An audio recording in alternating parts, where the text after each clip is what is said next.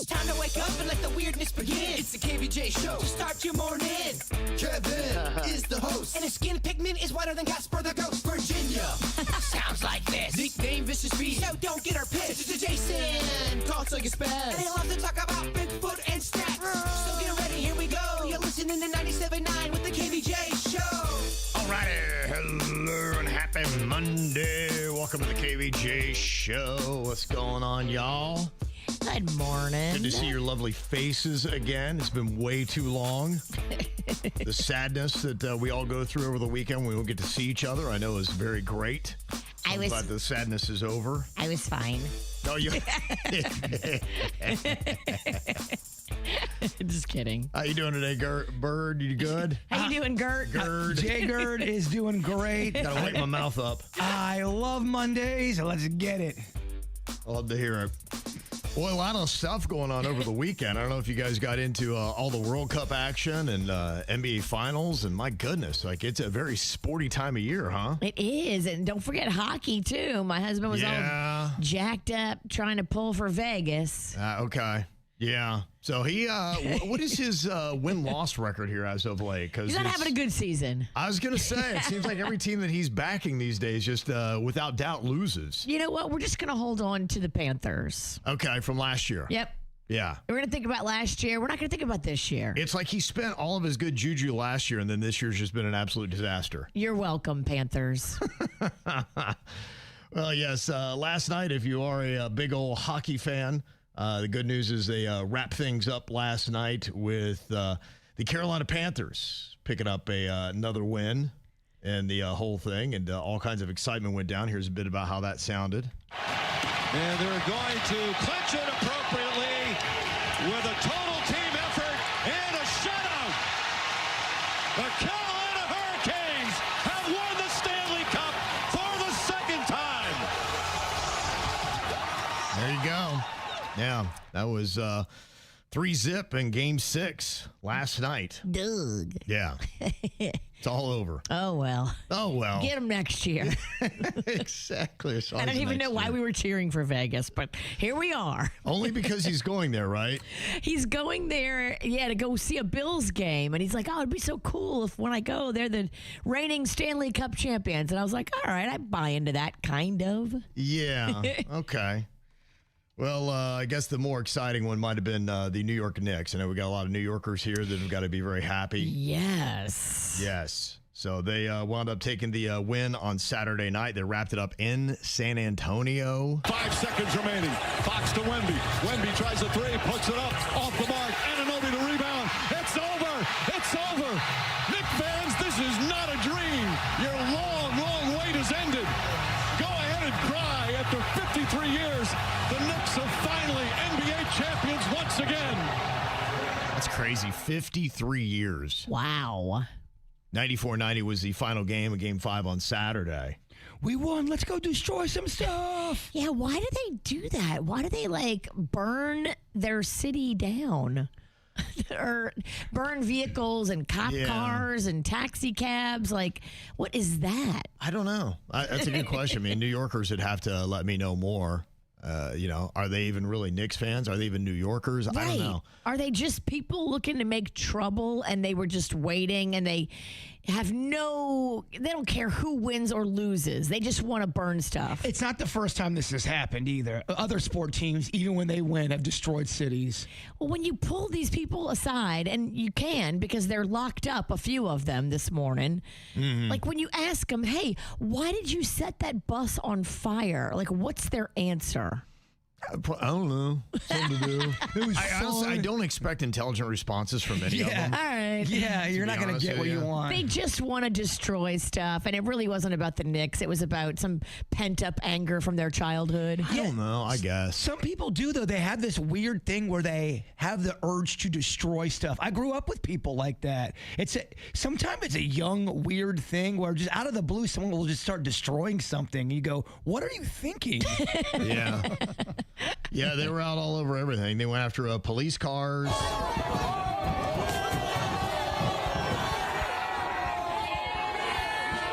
They went after school buses. I don't know if you saw that, but they torched one of those. Jeez. Just madness. They wound up shooting a kid in the foot. Oh, geez. Yeah, all kinds of stuff. You know what I really think that these cities need to do, and I don't know if New York would step up to it, but they've got video of all these people clearly. And so if you really wanted to work at it, you could do it. And to me, I would put in a special rioting amendment. I would make it a definite felony, minimum of 5 years in prison, $100,000 fine. If you don't pay off the fine, you go back to prison until you do. Yeah. And I think you need to have more of a punishment on this kind of stuff. Be like, okay, go ahead and do it, but you're going to lose half a decade of your life without a question. And if you make it a federal offense, then there's no early release, nothing like that. Why would we just allow this and then not punish? If we have the ability to punish, I mean, any other day of the year, this person would be in jail for the damage they did. Why would we excuse it because the Knicks won? Yeah. I don't know. We always talk about mayor hair, but I wouldn't mind seeing Warden Ralston. I think you could run prison and run really, that prison. Yeah. Yes. Caged heat. Yes. Caged heat. They had 63 arrests, at least 15 criminal charges, 4 stabbings.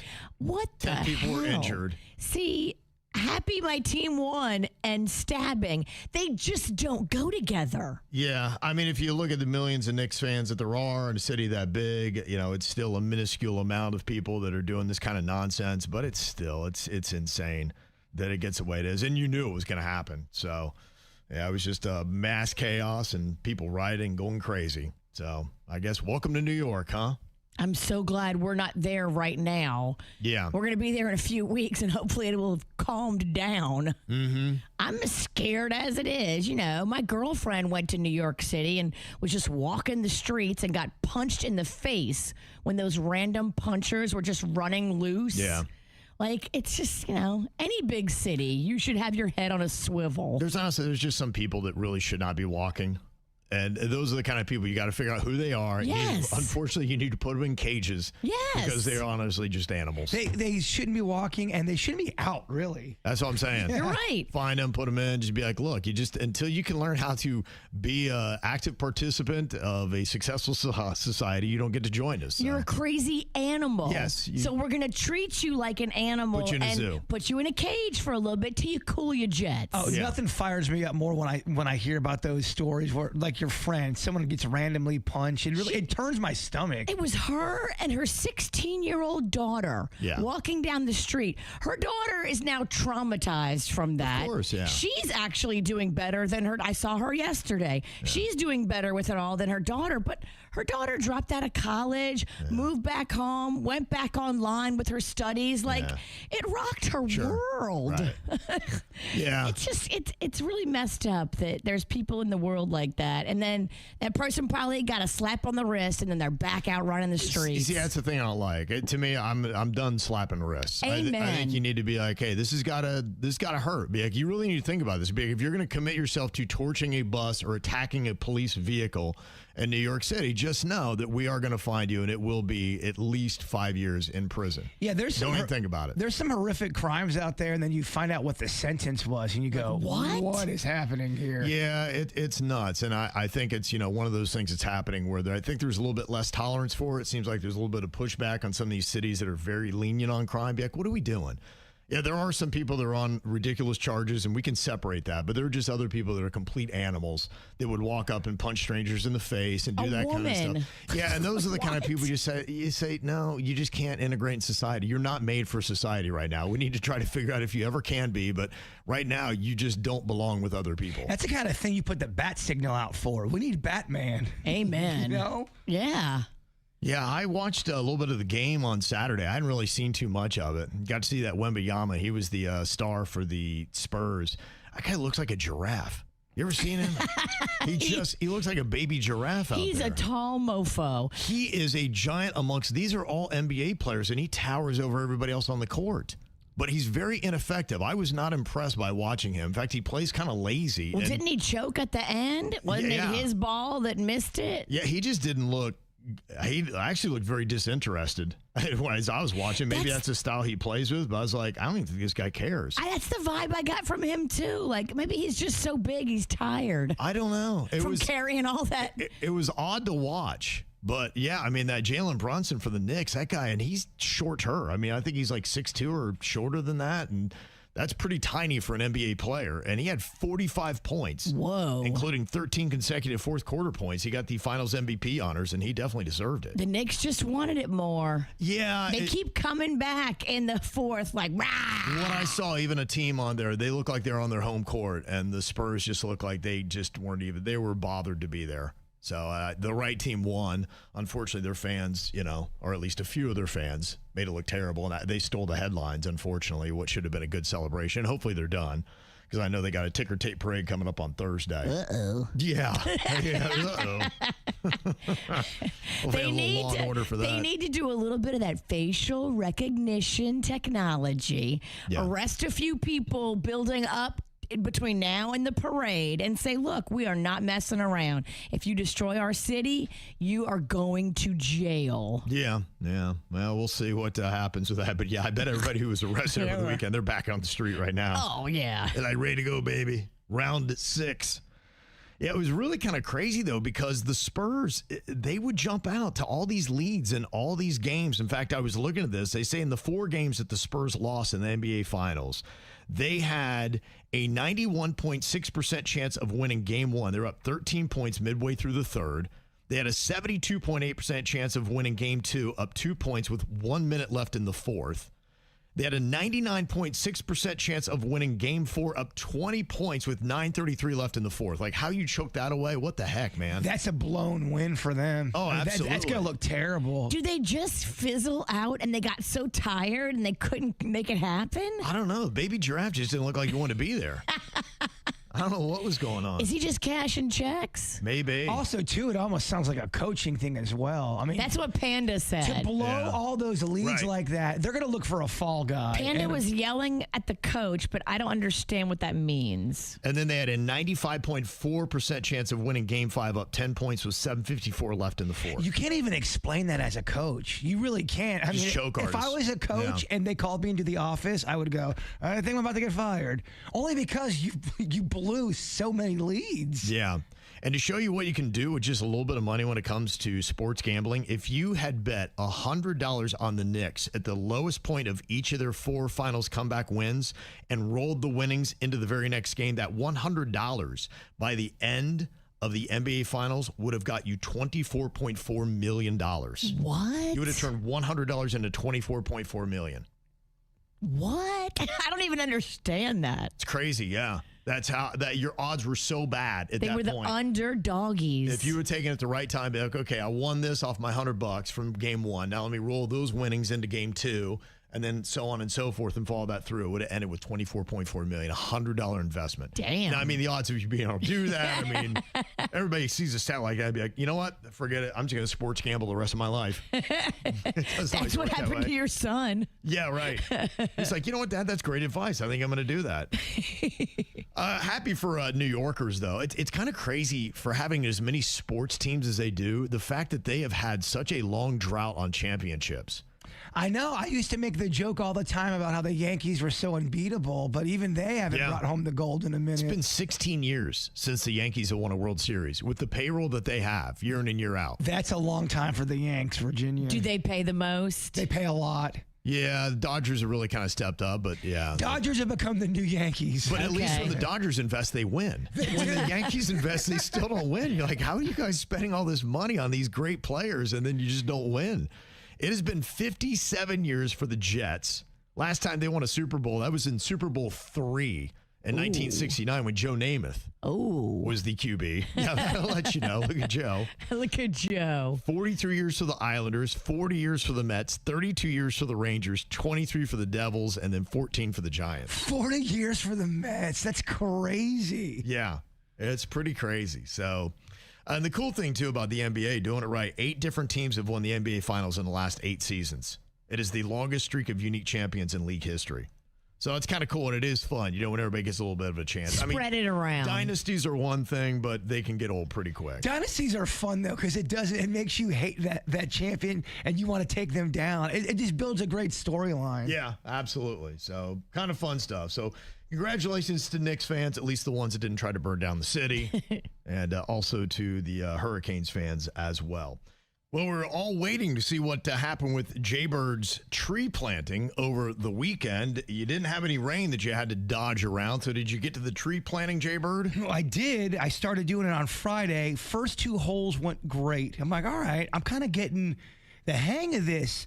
On the 3rd hole, I hit something on the ground, and at first I'm going, is this a coffin? Oh, my goodness. It felt like it was a coffin. It was not a coffin. Oh, thank God. But it felt like rock or something. So I'm trying to dig, and then all of a sudden, I get some of the dirt up, and I see this wire in the ground, and I go, oh, no. You didn't call before you dug? I didn't. I forgot that rule. And who do you even call? I don't even know. Exactly. There's like some number you're supposed to call before you dig. You can't even dig a hole. So if you dig a hole in your backyard, even if it's small, I have to call the hole people? Well, because you could hit a wire. Well, I did.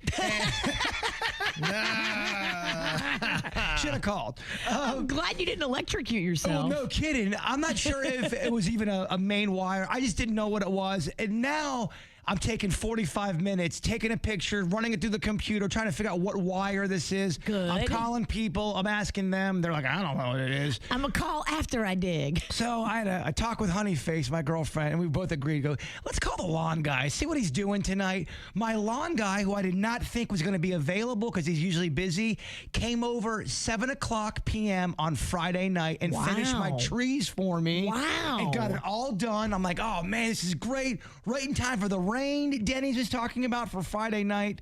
The rain never came. Oh. But that's okay. Water them. They're in. I got one side done. And, it took a village.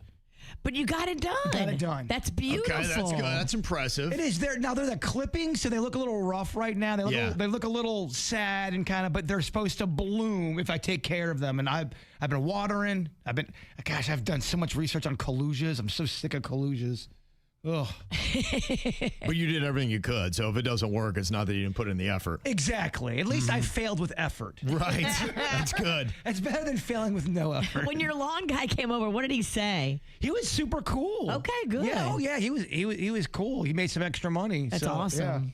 Yeah. And you want to go check out the Lego display they had at the Cox Science Museum? Yeah, we went there because baby Lachlan wanted to go there because he's liking Legos, and I thought it was fun. They have a whole dinosaur exhibit before you walk in. Tons of dinosaurs. Kids will love that part. And then the Lego section was quite impressive. These were massive Lego sets and displays, and it was next level. I'm working on a video to let the good people know what we saw. Okay. Yeah. I love that, too, because indoor places to bring the kids this summer is nice. And Lachlan loved it. Mm-hmm. Kids just like big displays of things. Yeah, that place is booming, too. I know they've got an upgrade that's going to be coming, so we're going to have some really nice places. That Cox Science Center is going to be fantastic. The prices are kind of all over the place. It's different for kids, and it's different for adults, and there's a senior price, so. Mm-hmm. Okay.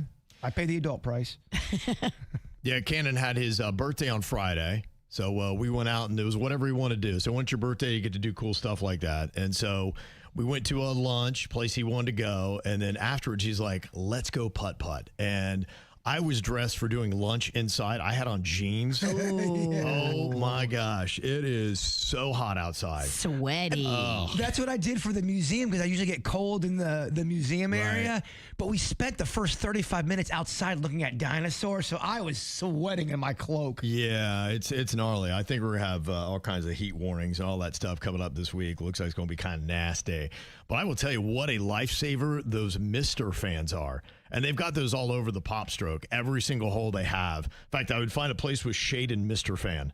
Is that the one by the airport? Yes, it is. Okay, I did that one. I took my mom, Big Linda, there. Yeah. And she loved it. It's like a putt-putt on steroids. It's insane. They've got so much room there. They have maybe 3 to 4 bars that they have. They have a pool area that I don't know how often they open that, but they've got that. And then the the huge screen TVs that they have out there as you're playing. They got a bar out there on the course. They've got a whole ice cream bar. Yeah. And the landscaping of the course itself, it's not like real grass. It's like that turf stuff. Yep. But it's really nice. Like they put some effort into designing it and making it cool. Mm-hmm. It's not your mama's putt-putt. Yeah, it's a good setup, and honestly, it never fails. Whether we're doing Drive Shack right next door or the Pop Stroke, either one is fun and a great, easy little thing if you're looking for something to do this summer. In fact, even the Drive Shack, we were kind of rooting for that because you can be in the shade, and they got the Mr. Fans in there, and then they just bring the drinks to you. So it's the lazier way to go. So, of course, that's the one we were rooting for. Did you guys do any competition with the mini golf? We kind of did, yeah.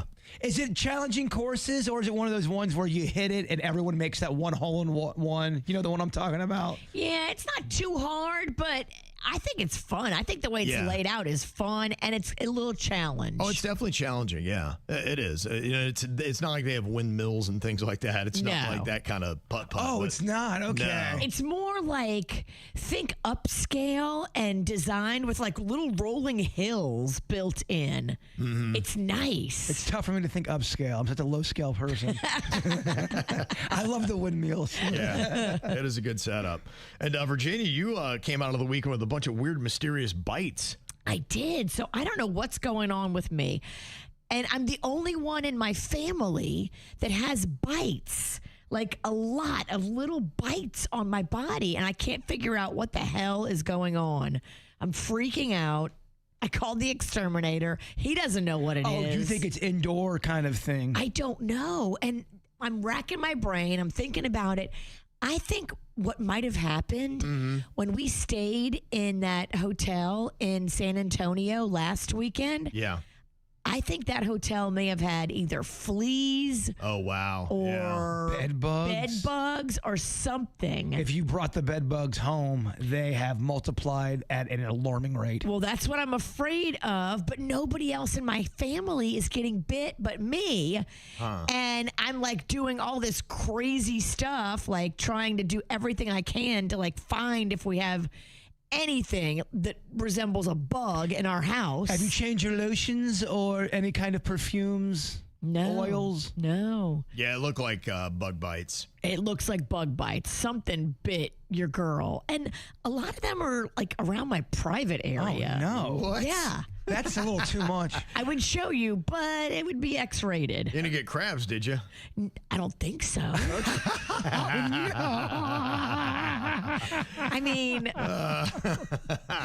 Dude, well, I mean, not because you were doing anything nefarious, but they always say, oh, you can get on a toilet seat. I always thought that was, an excuse. I mean, there's so many things I did last weekend that were out of the norm. I went to a water park. Oh. I slept in a hotel. I drove around in rando cars that I've never been in before. Right. Like, I put my butt in a lot of places my butt doesn't normally go. And now my butt has bites all over it. Yeah, that's what happens. What the hell happened? So I pulled up crabs just to see what kind of signs are you experiencing. I mean, I'm not itchy. There's no itch. All right. I mean, I don't know if it always has to be itchy, though. I'm just doing the research for you. I think crabs are itchy. Like, you feel crabs and you're itch. That's how you know you have crabs. You're like itchy. Right. And they're separated. It doesn't look like it's a rash. Right. Okay. It's not a rash. These are distinctive little round bites. Yeah. I'll have those kind of things. Usually for me, it's a mosquito, but you never know. Do you have blue spots or specks of blood caused by said bites? Blue spots, no. All right, that's good. Yeah. Like no crabs. That's good. All right. Oh, thank goodness. Well, that'd be a terrible way to start the week, huh? Dr. Bird's got your back. I don't know that you do. It's Monday and I got crabs. That's a tough Monday. That's a tough Monday, Yeah. man. Let's call my husband and tell him. Yeah. Okay. We think. Think fast, think fast. If you don't come in first, you might as well be last. Think fast. All right, let's see if you can wake up and think a little fast here today. We got Virginia, Jbird, and producer Denny trying to shake out that weekend funk. All right, looking for sensible answers here. Let's see who can get them into us the quickest. First thing I am looking for here is a fictional villain that starts with the letter U. Ursula. Oh, Bird. I said Ursa. I don't know if is that the right name? I mean, I think we all knew what you were. I said Ursa. I don't know if you can give me that if it's wrong. Ursa Major. And what did you say something, Denny's? I said Ursula. I think he gets it. Okay. I appreciate the honesty, but I don't want the asterisk win. I hear you. Okay, point goes to Denny's then on that one. Okay, next up, give me a soda brand that starts with the letter F. Fanta. Oh, Bird got that in just started right before Virginia. I was locked in on P. I thought I was ready for Pepsi. I switched to Fanta. Give me a video game character that starts with the letter Y. Yoshi. Yeah. All right, Bird just edging out Virginia here. Look at you. Quick draw. It happens every week, and then Virginia wins. It's crazy. Yeah, she starts in such this deficit that here she comes clawing her way back. I'm the New York Knicks, baby. The only thing I got going for me is she's not in her witch's uniform. You're right. I'm in a fat dress today. I ate my way through the weekend. It looks very comfortable. It is so comfortable. Okay, next up, give me a chain store that starts with the letter C.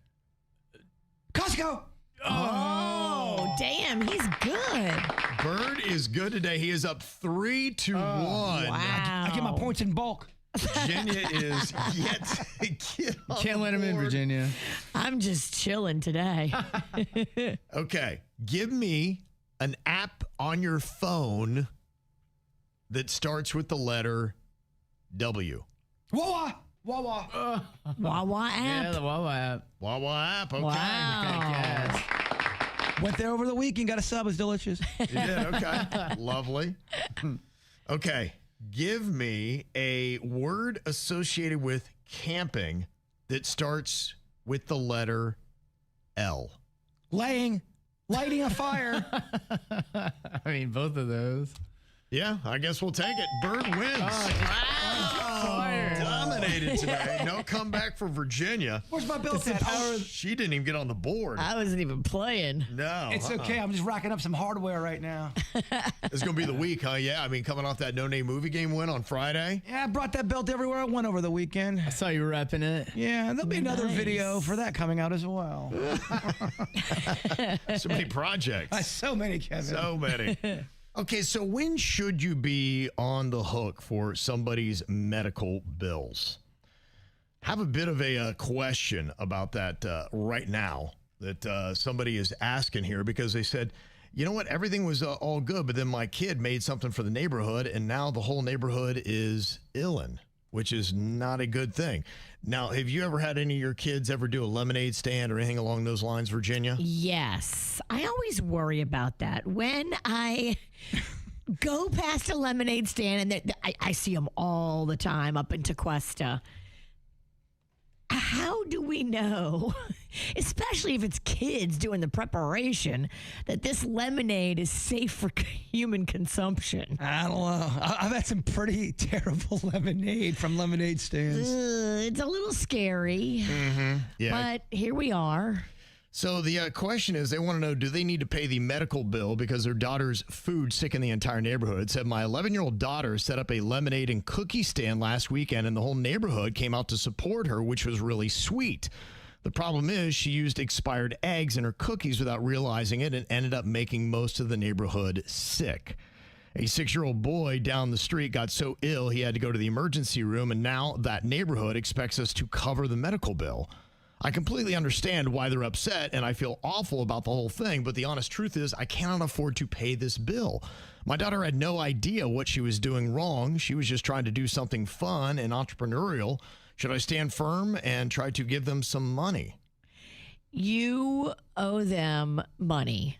You need to, first of all, watch your kids better. If they're going to make food for the entire neighborhood, it's your job as a parent to make sure you don't poison your neighbors. Salmonella cookies. You are at fault, and you need to bite the bullet and pay whatever medical costs they incurred at the ER. I mean, the whole neighborhood got sick. Good gosh. I can't believe you're even asking this. Should I have to pay? Yes, you should have to pay. How do you prove that it was the cookies that did this? Well, if everybody that ate them got sick, it's the cookies. Okay, well, I guess that's it. So that's pretty much a slam dunk. Well, And watch your kids. Yeah. Yeah, if they're using eggs, make sure they're. Would that really get people sick? I don't know. I have no idea. I've never, luckily, thank God, I've never gotten sick from an expired egg. I thought heat killed the poison, or am I just? Heat does kill salmonella. But let's say something was so expired. I mean, we're talking gross expired. Would a fire make that come back, and so you could eat it? These are great questions. I don't have the answers. Okay. I thought you were a cook. I'm not an expert in expired food. Well, Elon Musk is even richer here today after he took SpaceX public on Friday. And, man, it's worth a good bit of money. In fact, it debuted at about $135 to $50 per share, and it quickly pushed the company's valuation above $2 trillion, making one of the most valuable companies on Earth. Dang. In fact, it's more valuable than a lot of nations. I think the GDP of Canada is like $2.5 trillion. He's at $2 trillion. Wow. He's almost like Canada. It's crazy. And they say his net worth surged roughly to $1.1 trillion due to his ownership stake in the company. In fact, he wasn't just the only one getting rich. There was 4,400 people that work for SpaceX that also became millionaires. So they had stock options. Yep. Wow. So like even the cafeteria lady. Yeah, that's what they're saying. Amazing. Yes. That's what they're saying. I saw people that were joking online, be like, whoever that cafeteria lady is she single? Yeah. I'm ready to boo up. Absolutely. Yeah, he definitely would. Yeah, so it did really well. In fact, they opened the stock market on Friday from Starbase, Texas. Of course he did. So, yeah, they're saying it's the largest IPO in history, about $75 billion. Starbase, Texas, is that what you said? Yeah, it's the name of the little area that they got there. It sounds like something from Star Wars. Yeah, it does. Heading to Starbase now, sir. Everything he does is kind of like that. Well, he's an alien, guys. No wonder it sounds like it's from space, because he's from space. There is a list of 10 people out there just that are public figures. I go, all right, they're on the possible alien list. We Right. see you. Yeah. We see you, Lizzophile. I mean, I wouldn't be shocked if all of a sudden they did pull off the human mask. You know, we are here. I am a lizard. Why do they sound like 1950s robots? They say the average American is now closer to Jeff Bezos' net worth than he is to Elon Musk. Just to put it in perspective. Wait, say that again.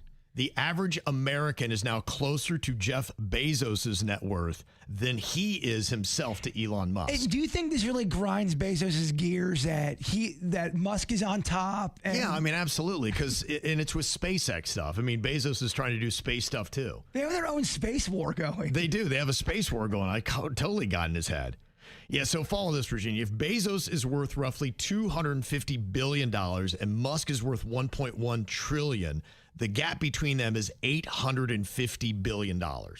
That's the difference between their net worth. Damn. So even if your net worth is $0, you'd be about $250 billion away from Bezos, which is much closer than he is to Elon Musk. Okay, thank you. Now I get it. Okay. But it took 3 explanations. Okay.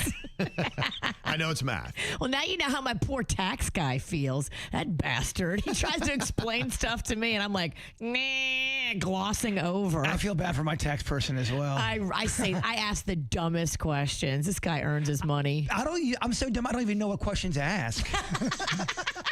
Are we gonna dumb off? Yeah, I think so. They say if Elon Musk spent $1 million every day, it would take over 3,000 years for him to spend $1.1 trillion. That's disgusting.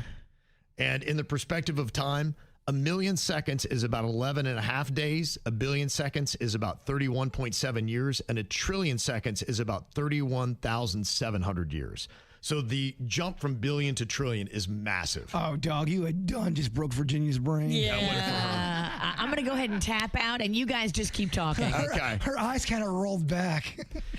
And they say right now, Elon Musk could theoretically buy every NFL, NBA, Major League Baseball, NHL, and Premier League team in soccer and still have roughly $520 billion left over. So does he go? You could own every major sports team on planet Earth and still be like, yeah, I got a lot of money. What am I going to do with it? Does he wake up, today and go, all right, okay, I'm the best. I have the most.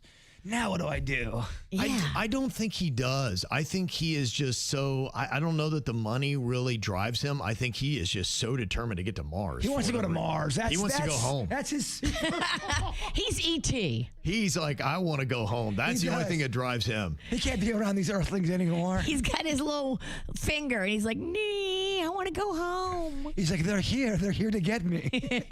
And they say with 340 million Americans, Elon Musk could give every person about $3,200. Now, that would be cool. Wouldn't it be Hashtag be amazing? cool. Gosh, that would be absolutely phenomenal. Spread it around. Now I'm impressed. Yep. Save it to go home, E.T. I'm not I impressed. feel like he could spend $1 trillion and then make another trillion somehow. Like he knows how to rebuild. He's not tapped. He's not done yet.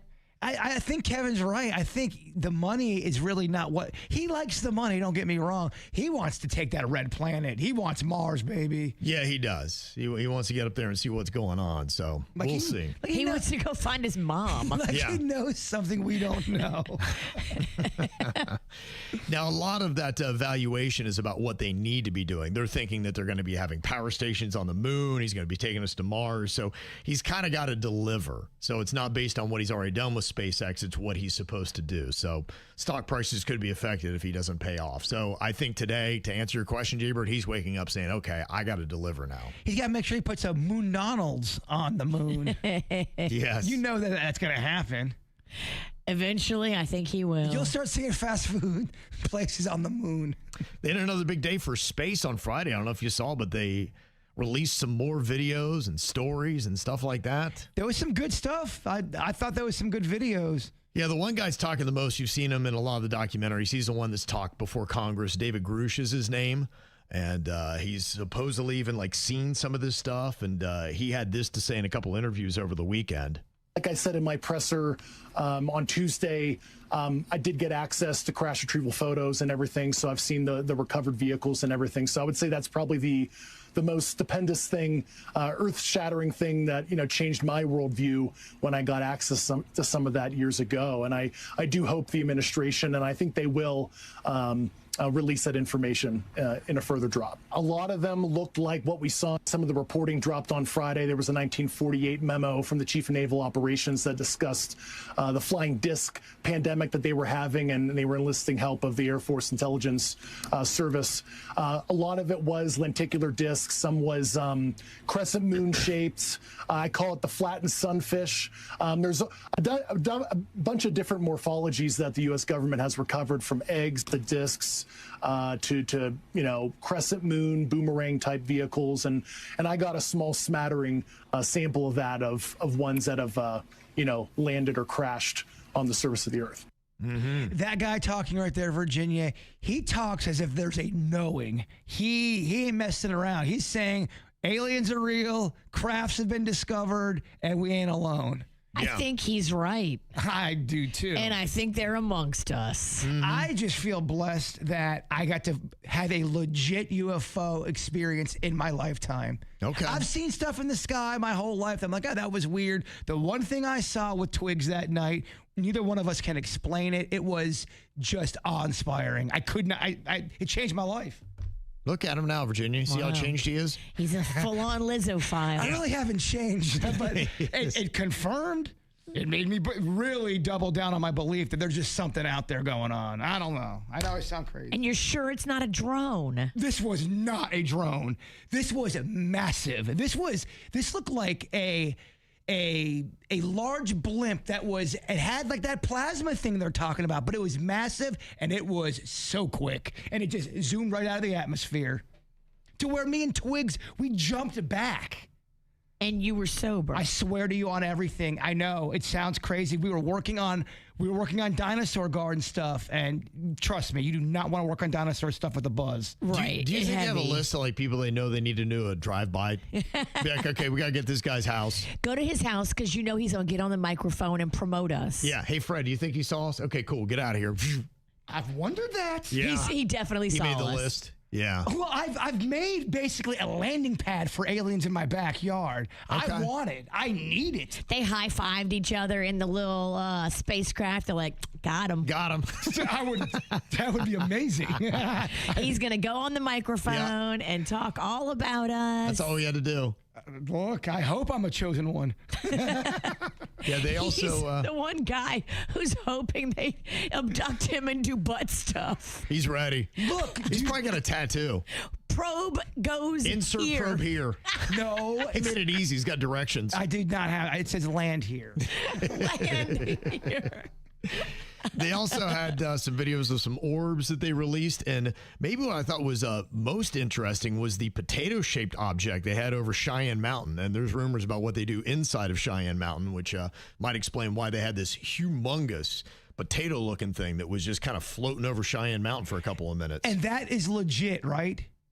Yes, that was what the government released. That's- I mean, so they now again they could be punking you and be like, "This dude's going to totally buy it," especially if it came from us. But this is supposed to be government releases of what they're coming out with, and there's a lot of talks that they do some very secretive work inside of Cheyenne Mountain. In fact, there are some people that have said that there are actually aliens in there working alongside with humans inside of Damn. Cheyenne Mountain, which would explain why they had their cargo ship right parked above it. It's a good place to put it if you don't want a lot of people to see what you're doing. Exactly. It's the KVJ dirt of the day. It's the KVJ dirt of the day. Virginia, take it away. Cause you know we need that dirt of the day. This Dirt of the Day is brought to you by my favorite closet people, closetsbydesign.com. Tyra Banks is now suing Netflix following that documentary called Reality Check Inside America's Next Top Model. I watched it. I loved it. And I remember thinking, ooh, man, she's not coming out looking great in this one. She really didn't. And here's why. I guess she agreed to do it even though she had no control over it. They probably paid her a nice enough payday that where she was like, all right, well, I guess y'all are going to do it with or without me, so I might as well get paid. She says she sat down for a 3.5-hour interview, but they only used 16 minutes of her talking. Well, that's what editing's about. You can't do 3.5 hours of you just yapping the whole time. And if anyone should understand about editing and the process of doing all that stuff, should be her. She was a big part of that for Next Top Model. I don't know why she thinks she has a shot at winning this, because she's just mad that they didn't use all of her comments. Well, they can't. It's a documentary. They have a beginning and an end, and people aren't going to sit through 15 episodes so you can say everything you need to say. Yeah, I'm not sure if there's anything legal here. The whole thing did not make her look good, and she's mad Right. that it didn't make her look good. She thought this was going to be her comeback. There was the Shandy storyline that she's getting some heat for it, saying she didn't do anything about the Shandy situation, and I don't want to go into details of all that. There's what she did to the two J's, and they talk candidly about what happened. Yeah. I mean, these are real things that happened. Well, if you're the top of the food chain and problems go down on the set, people are going to look to you because it's your name. And It's your name. You're an executive producer. Yeah, that's the other thing. You were the buck stops here. Tyra Banks is very powerful on America's Next Top Model. That was the buck stops here. It just didn't age well, Kev. No, it Yeah. did not. And now she wants a jury trial. I don't think a jury is going to see her side of things. Why? She's going to say that the whole Shandy thing made her look terrible, and that's the reason why she's not getting gigs now, because it looked like she was supporting SA. That's what they all say. It didn't age well how they handled the situation, and she was the top of the mountain. I would be shocked if a jury gave her money over this, right? I mean, it's her words in Reality Checked and the words of the contestants and the other judges. Like, everybody just told their truth. It can be that their truth makes you look bad, but it's still the truth. She's going to have to prove that somebody lied to defame her, right? Well, that's why I just don't want to go into all the details of the Shandy situation, but there's a lot of details in that one moment where the girl on the show drank a lot. She was talking about she wanted to hook up. She hooked up with somebody on the show. Nobody stopped it from happening. She cheated on her boyfriend. The boyfriend broke up with her. She was even on a podcast saying that she was down to hook up. But now in the documentary, she said that it was SA. So there's a lot that goes with it. Gotcha. All right. Well, stick around because that one is far from over. Over the weekend, I feel like we had a couple of helicopter crashes, but one tragically out of Brazil took the life of an alternative performer named Oliver Tree. Now, I went back and looked at a lot of his stuff. He reminds me a lot of you, Jbird. Oliver Tree? Oliver Tree. He just was a musical performer, talented, creative, kind of avant-garde, crazy, just came up with whack stuff, but was really like a very talented, amazing. It's never really a full compliment, is it, Ken? No. I was going to went into it. I'm like, oh boy. There's a little bit of kindness in there. There's a couple of punches. He reminded me a lot of you because you wacky, he's wacky. His debut album went gold, and then his hit single went platinum, so he wasn't an unknown. Oliver Tree sadly passed away when two helicopters collided in the sky above Rio de Janeiro. One of the helicopters, the one that he was in, was him and 4 people, and the other one was just piloted by a dude by himself. But everybody tragically died. Yeah, here's a bit of what his sound was like. Riding around this carousel, if you catch my drift. We're riding around this wagon wheel, she took me for a spin. Like, why the hell you wanna play me that way? You're bad, babe. You double-faced on try, but I don't think so. Girlfriend, I don't ever wanna see you and I never wanna meet you again. One thing. Yeah, he was a decent artist. Okay, those songs are all over like TikTok. Those yeah. are trending. He probably would have made it big. Well, Mainstream. That's what he's done. And of course, everybody can find the conspiracy theory and all this stuff. And the conspiracists are saying that Atlantic Records had him killed. Why? Because apparently he was having some problems with Atlantic Records. They wanted him to do more TikTok kind of songs, and he wanted to do something a little bit different with some things and was really pushing hard to get one song released. And so it was a big back and forth with them. In fact, he documented a lot of it on social media. I think for me, ultimately, as I'm kind of looking at music, I'm like, it's been amazing and I'm going to continue, but I'm not sure if it's like, I'll see how this next year plays out. But if it's realistically not like a big winner financially for me, I'm going to be like, all right, this is probably not even worth my time at a certain point, because I don't do it for money, but it's also like, I shouldn't be breaking even to play shows. You know what I mean? Mm-hmm. And then he made this last announcement about his relationship with Atlantic Records. I just got word that my album is no longer coming out. Love You Madly, Hate You Badly is officially canceled, and I'm parting ways with Atlantic Records. Behind the scenes has been nothing short of a nightmare. I have no marketing budgets for music videos, no digital ad spend. Nobody really cares in the building, it seems like. I made a lot of money for Atlantic Records, and they don't seem to remember that. I have gotten no support. They forgot to ingest multiple songs into the system, which means the songs didn't come out. I had a Valentine's Day breakout song that didn't even get released because someone forgot to put it in. I don't really understand how that's possible. I've made them tens of millions of dollars, but they don't remember that. So, the music is owned by them. The remainder of the music will not be coming out. I will always continue to make music. Thank you for everyone who supported me. I can't wait to release more music at some point at a later time, but for now, there is nothing on the horizon. I'm so sorry. So it looked like that was the latest from him. So Also, too, if you're a musician that's, making it, don't go into a helicopter. yeah, there have been a lot of them, unfortunately, that have lost their lives in aircraft. There's a lot of those stories. There's an interview, too, that he just did a couple weeks ago, and he's in green paint, so he looks like Shrek. Yeah. And he's talking about how when he dies, his family is not getting the money. He's actually going to be giving all of his money back to artists, musical artists, through a foundation that he started. And it's kind of weird that you would say something like that and then just die a couple of weeks later. But was he a person that always talked about death? He seems like he might be. I don't know. I don't know much about him. I really didn't know anything about him. But now that I'm looking at him, dude was wacky talented and fascinating and captivating and definitely was on the rise big time before this helicopter crash. Yeah. Dude was probably going to break out big.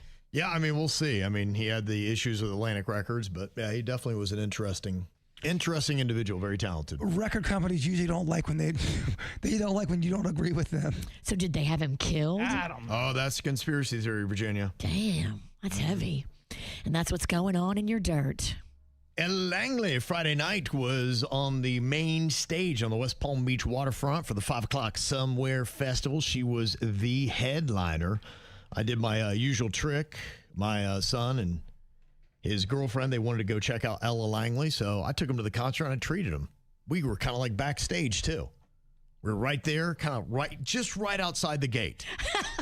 Just right outside the gate. I mean, so close. And we had steps that were right there. I mean, we were maybe, I don't know, 200 feet from the stage. Couldn't see a thing. But my gosh, the sound, Virginia, was amazing. You probably could hear it real well. So well. Yeah. I was enjoying them. Like, this is absolutely fantastic. You could tell they were so underwhelmed and unimpressed. I'm like, what are you talking about? It's a free concert. I'm like, that's a $150 ticket. Look at cheap dad. I saved us $600. On the week of Father's Day, no less. I hope you're ready for crappy gifts on Sunday. I would have gotten them anyway. True. Nothing about that concert changes a thing, Virginia. Yeah, I mean, it was $150 a ticket, right? Isn't that what you said? So, yeah, that would have been a lot of money. Man, $600. You, the queen, your son, and his girlfriend. So I was like, steps it is. It was great. I enjoyed it, but about 40 minutes in, they're like, yeah, can we go? Like, it's kind of lame, so they weren't really feeling it. But, the one thing that did kind of stand out, she did sound really good. And I think it's amazing that, they got her for this festival because she's been booked for a little while. And, I mean, she just keeps, booming. Like, that Choosing Texas song is huge. That's a number one. It's an earworm, y'all. I do like that song a lot. It reminds me of a few other country songs back in the 90s. Yeah. And the cool thing, too, in that song, you don't hear it in songs, at least on the radio, they have a lead solo on that song for a good 5 seconds where it's just the guitar taking it. Yeah. You don't hear that in music anymore, not on the radio. Yeah. She's understatedly awesome, too, in a lower key. And she's not trying really hard. She's just giving it to you real, like you feel her real. Very authentic. Very authentic. Yeah. And we don't have a lot of that in pop music, at least. Yeah. No, she seems great. I mean, she's got a couple number one songs. She had a number two song. In fact, she simultaneously held the number one and number two spots on Billboard's Hot Country chart. She had Choosing Texas and Be Her right at the same time. She was the most awarded artist at the 2025 ACM Awards. Then she followed that up with 5 wins at the ACMs in 2026. She's Female Artist of the Year, Artist Songwriter of the Year, Song of the Year, Single of the Year. Wow. So, I mean, that's what you had on stage. Now, the one thing that did kind of stand out to me, though, we were there about 40 minutes before my son's like, we got to get out of here. I can't believe we're doing Dad, this. I'm embarrassed. Yeah. I did not recognize any of the songs. Now, she's got 8 songs that I have downloaded. I'm not, again, I'm more of a Surface fan. I know the songs that she's released. 4 of those songs, though, and this is the interesting thing, are duets. Or they're ones with other artists. And I wonder when you do that, do you then try to do those songs in concert, or does that not play and you don't do it? Because if she doesn't play those songs, and I didn't see the whole set. I only got to see the first 40 minutes, but I didn't recognize one song, and she didn't do any of those ones that I had recognized. Usually on duets, if they're massive hits, they will still do them. They'll just bring in maybe one of the band members that can sing. Because one of her number ones is with Riley Green, but I would imagine you have to play that one. Yeah, and they'll because you got all those musicians on stage, and I would imagine there's at least 5 of them that can hold a tune, and you might bring someone on that just has a good good voice. That happens all the time. So anybody in the chat room that stayed the whole show, did she end up playing all the hits that Kevin knows? Yeah, she has 4 songs I'm sure that she played. I'm sure she played her number ones. I'm sure she played Be Her. She got another one that's up there. And here are the ones that I know she did. And she sounded good. That's the song she does with Riley Green. Oh, you sang that with my mom.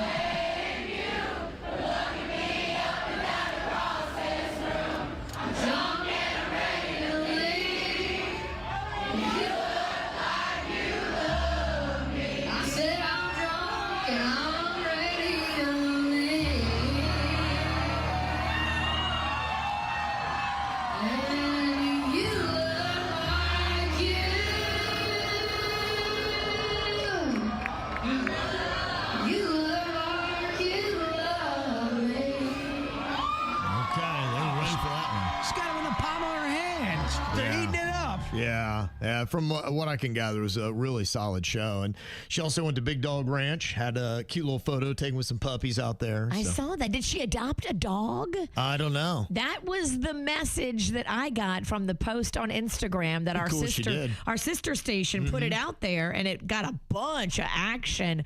It was a dog with 2 different color eyes. And they were like, "Oh, this dog's going on the tour bus." I think that's cool. Doesn't Freya have 2 different color eyes? And you got her at Big Dog Ranch, right? Okay. Yeah, that's cool. They specialize in 2 different color eye dogs. How about that? It's an interesting thing they do there. It's neat looking. You get a 2-eyed dog. You get a 2-eyed dog. Yeah. I'm just kind of wondering, what point can you be a festival headliner, which is different than you're going out and you're doing your own tour? So I think if you said she's got 8 hits, I think 4 of them. Yeah, 4 of them are duets. I would say recognizable songs at least. Yeah, to the casual listener. I'd get the duet thing out of your head. I think she's still going to play those things if they're massive, especially if she's newer and she's going to play those. I think that 8, that's festival headliner worthy in my opinion. Yeah, I think when you got a couple number ones and she does, and she's got a number 2 song at least. And especially all the awards she's won, I think she could step into, for instance, like Tortuga. And they usually have big headliners. They have their Post Malone and the Kenny Chesney and all that. That's what that usually is. And you've got, Kenny Chesney, how many hits? 20, 30, 40, they've got tons and tons and tons of hits and can play the whole thing. She was on for 90 minutes. And the only thing I thought was odd was that she went the first 40 without me really recognizing anything. I would have thought you would have spiked it. Like if you've got to do 90 minutes, if you have 4 really recognizable songs, you drop one each 15 minutes. Could you see from behind the stage and outside of the venue how the attendance was? And I don't mean right up front. I mean like the whole rest of the space. Well, my wife saw some footage. She said it was packed. It sounded like it was packed. Yeah. It sounded like everybody was singing, including the security guards and everyone in concessions. Because $150 a ticket is high to me. It is. That's why, I'm like, I'm good. I saw Clematis was great. A lot of good energy downtown. So everything looked really cool. It seems like it was a huge success. But it sounds like she's got the hotness right now. And no doubt. if you're winning, Entertainer of the Year and she's getting songwriting credits and she's got all these hits, she's on fire right now. Yeah. Now's the time. Mm-hmm. Okay, the big Disclosure Day movie opened up. Crazy how well it did. 44 million domestically, 92.9 million worldwide. That is Steven Spielberg's top grossing domestic opening weekend for an original feature. Really? Yep. Disclosure Day is it.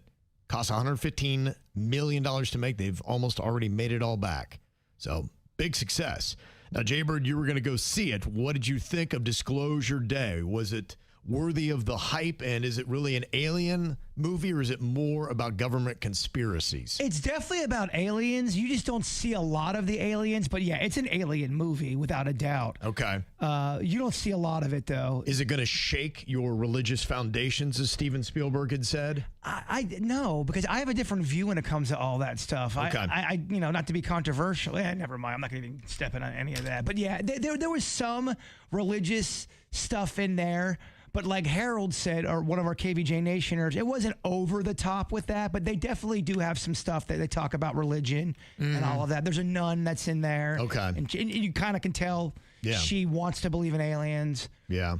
I got to say, Emily Blunt absolutely stole the show. She's got a hot hand right now. I'm telling you, I know typically they don't give awards out for, I don't know, good acting or about aliens. She deserves an award. She deserves some kind of accolades for her performance. Every time you see her, she makes you forget she's acting. And that is such a fun thing to watch her do her craft. They're saying this is her breakthrough role. I always thought she was a good actor. I thought she's always been great. This was impressive in my opinion. I thoroughly enjoyed the movie. I don't think everyone's going to love it because I think people want to see a lot more fighting and aliens and all that kind of stuff. It's stuff that I think it makes you think.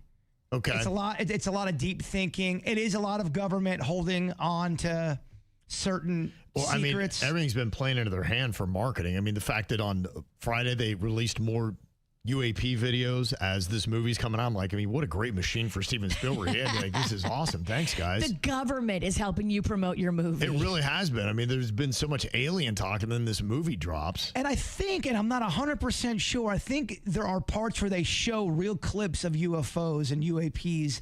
There's some fake stuff in there because it's a movie, but I think they also threw in some real footage of some UFO clips. And you're right, the timing could not have been any better, as if Mr.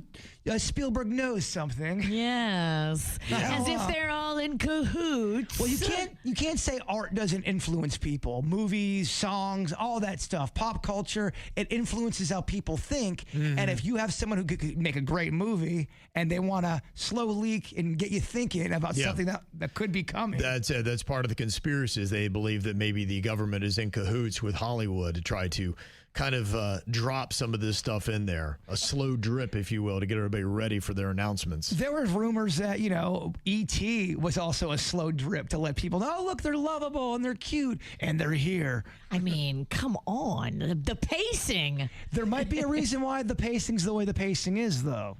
Just give us the aliens already, damn it. Well, that's the thing. There's a lot of humans like myself saying, we want to know. But then there's a big group of people going, humans cannot handle what we're about to tell you. They won't. They cannot handle it. They can't even handle the Knicks winning. Yes. Without destroying New York City. You think they're going to be able to handle aliens? I don't know. I mean, we freaked out with toilet paper during COVID. I see their point on certain stuff. People are going to freak out. Well, Obsession still did well. Number 2 at the box office, $19 million for that. It has been 4 straight weekends now. It's exceeded its $17.2 million debut, so it's actually been building steam, which is rare for movies. Scary Movie in 3rd place, $14.5 million, and Backroom still $11.2 million. That Obsession, I am hearing great word of mouth on that thing. Everyone that has seen that I know has loved that movie. I mean, it's doing amazing. Yeah.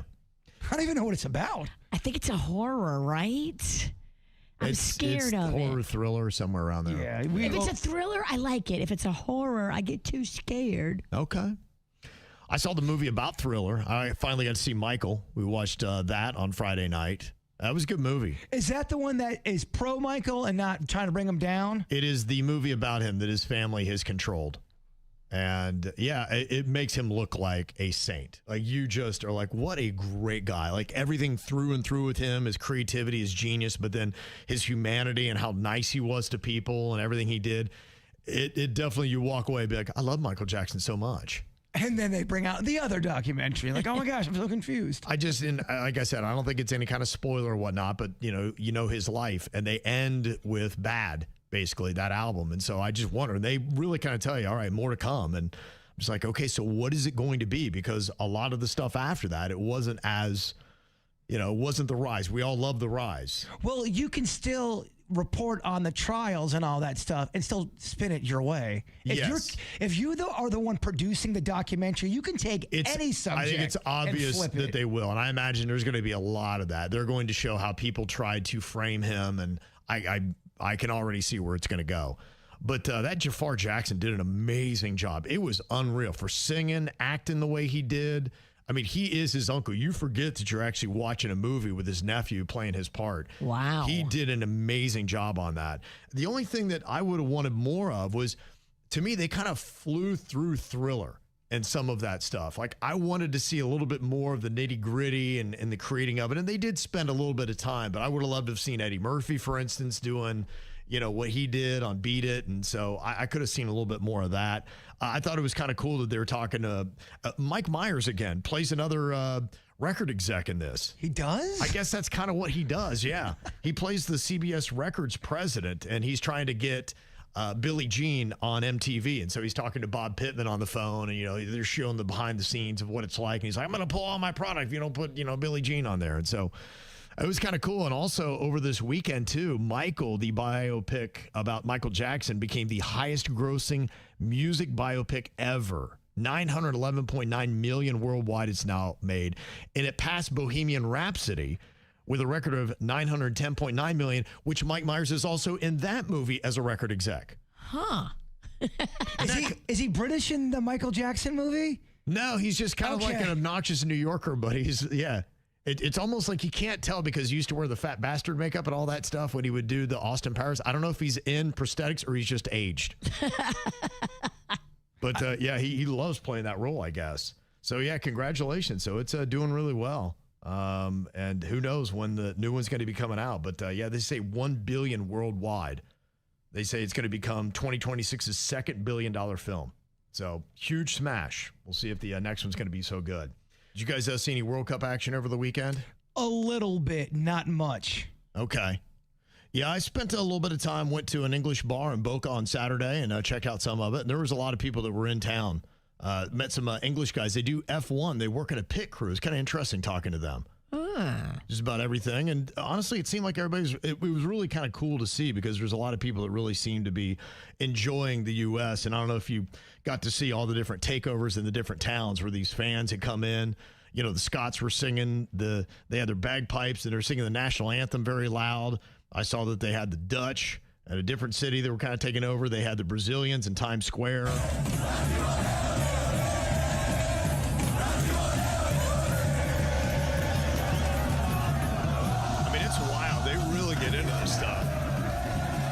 It was kind of cool to see. I don't know if you saw on social media, they were checking out all these different things going on. Like there were a lot of people that were going to Buc-ee's for the first time from a different country. They're just blown away by this truck stop concept. Okay, I'm here and I'm going to show you something freaking awesome. You want to see what a gas station looks like in America? Check this out. It's called Buc-ee's and it's this big. Ding, ding, ding, ding, ding, ding. And still this big. And boom. Now that's what a gas station looks like. When you want to see what it looks like inside, let me show you real quick. Look at this. Just huge. Just huge. Look at that. That's a gas station. You know when they say everything's big in America? They weren't lying. That's funny to hear him describe it. Yeah, it was really kind of interesting to see all the stuff that was kind of standing out. There was one dude named Freddie, a German guy, who was documenting all the stuff he was doing. He went to Waffle House, Wendy's, Chili's, and then he watched Game 3 of the NBA Finals. He's like, this country's wild, man. There were some British people, they couldn't get over the 7-Eleven Big Gulp. And how big that was. Like, why would you ever need this much? Well, there is. At 7-Eleven, you think you've got the biggest the biggest cup there. You're like, all right, it's pretty big. And then you look down and go, wait, there's a bigger one? Yeah. And you always got to get the bigger one. There's a bigger one. Bigger one. They showed an Italian guy that just could not believe the concept of free refills. And he was trying it out, just see how far he could go. He kept going for it. It really is a cool concept. I get it. If you come from a place that you don't have free refills, it's pretty amazing. I saw this one British girl, and she could not believe how good the fettuccine Alfredo was at Olive Garden. She's like, 10 out of 10. This is the best pasta I've ever had in my life. I love it. And then the Germans had discovered the Waffle House, and not only that, but what it's like at 1 a.m. You'll never guess what's just been discovered by Europeans who have travelled to the World Cup in America. I can't believe it. Just had my first experience at Waffle House at 1 a.m. I'm sorry, 1 a.m.? Waffle House at 1 a.m. isn't a restaurant. It's a live-action reality TV show. Unless you entered that Waffle House at 1 a.m. with a riot shield, then maybe you might have had a good experience. But this just blows my mind that Europeans are now discovering the thing of Waffle House. It is. The first time you go, you can't believe it. Yeah, it was kind of interesting. I mean, you have like Argentina's in Auburn, Alabama. So that's got to be something for them to witness that. Spain is in Chattanooga. Okay. Tennessee. So, yeah, they're seeing some different places. They should offer more money for people who have to work at Waffle House at 1 a.m. There should be different rates for that. Yeah, you do have to put up with a lot at 1 a.m. The other things they were really trying to get used to with American culture was everything staying open 24/7. Just the fact that you could go to a Waffle House at 1 a.m. or Taco Bell you could get at 1 a.m. or just stores don't even close. Like, what is this madness? So that doesn't happen a lot in other countries? Are we the only ones that do that? Apparently not. I think there's a lot of stuff we do that's kind of unique. The Germans are like going, why are so many Americans saying we need to go to a strip club? Like, what is that? So I don't know how prevalent strip clubs are in other countries. And they said, why is everyone saying hi to us?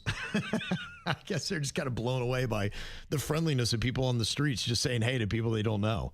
All right, maybe kind of wild for them. Maybe people are happy and trying to be hospitable because they know you're obviously a tourist. Yeah. It depends on where you go to. There's some places here in the States where everyone's super nice, and then you go to other places and no one's looking at you. You're right. Yeah, I don't think anybody's in New York City saying that.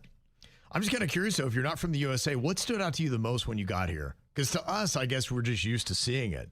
You're right. I mean, for the Waffle House is not that big of a deal because we're so used to fights at 1 a.m. in the morning and it being open for 24 hours. Yeah, it'll be interesting to see when they hit Miami, and we got our first World Cup day game going on today. So Hard Rock Stadium gets going, so we get into the ring today. Gotcha. With a little bit of action. And I saw over the weekend, Cristiano Ronaldo was on the beach at the Four Seasons. Team Portugal was practicing in Palm Beach Gardens. So he was there, and somebody's taking some footage of him and his mankini. Did he have his security with him? I'm sure. It didn't. I don't know. It just looked like it was him. Okay. And maybe he thought at the Four Seasons, like they've got their own security. So I don't know. I'm sure he does have somebody that's kind of sitting by. Was he really wearing a mankini? He wears like those Speedos. Does he really? Yeah, tiny. But he looked good in it. Do we have to recreate this thing? If you want, yeah, it doesn't leave a lot to the imagination. You definitely want to get a good bod when you do something like that. So, yeah, you've got today Saudi Arabia and Uruguay are going to be taken in the group stage round. And I don't know if you saw the U.S. on Friday, but they scored more goals against Paraguay than they ever had in World Cup play. Weston McKennie into the middle. It's an own goal. It's the United States on the board. Less than 7 minutes in.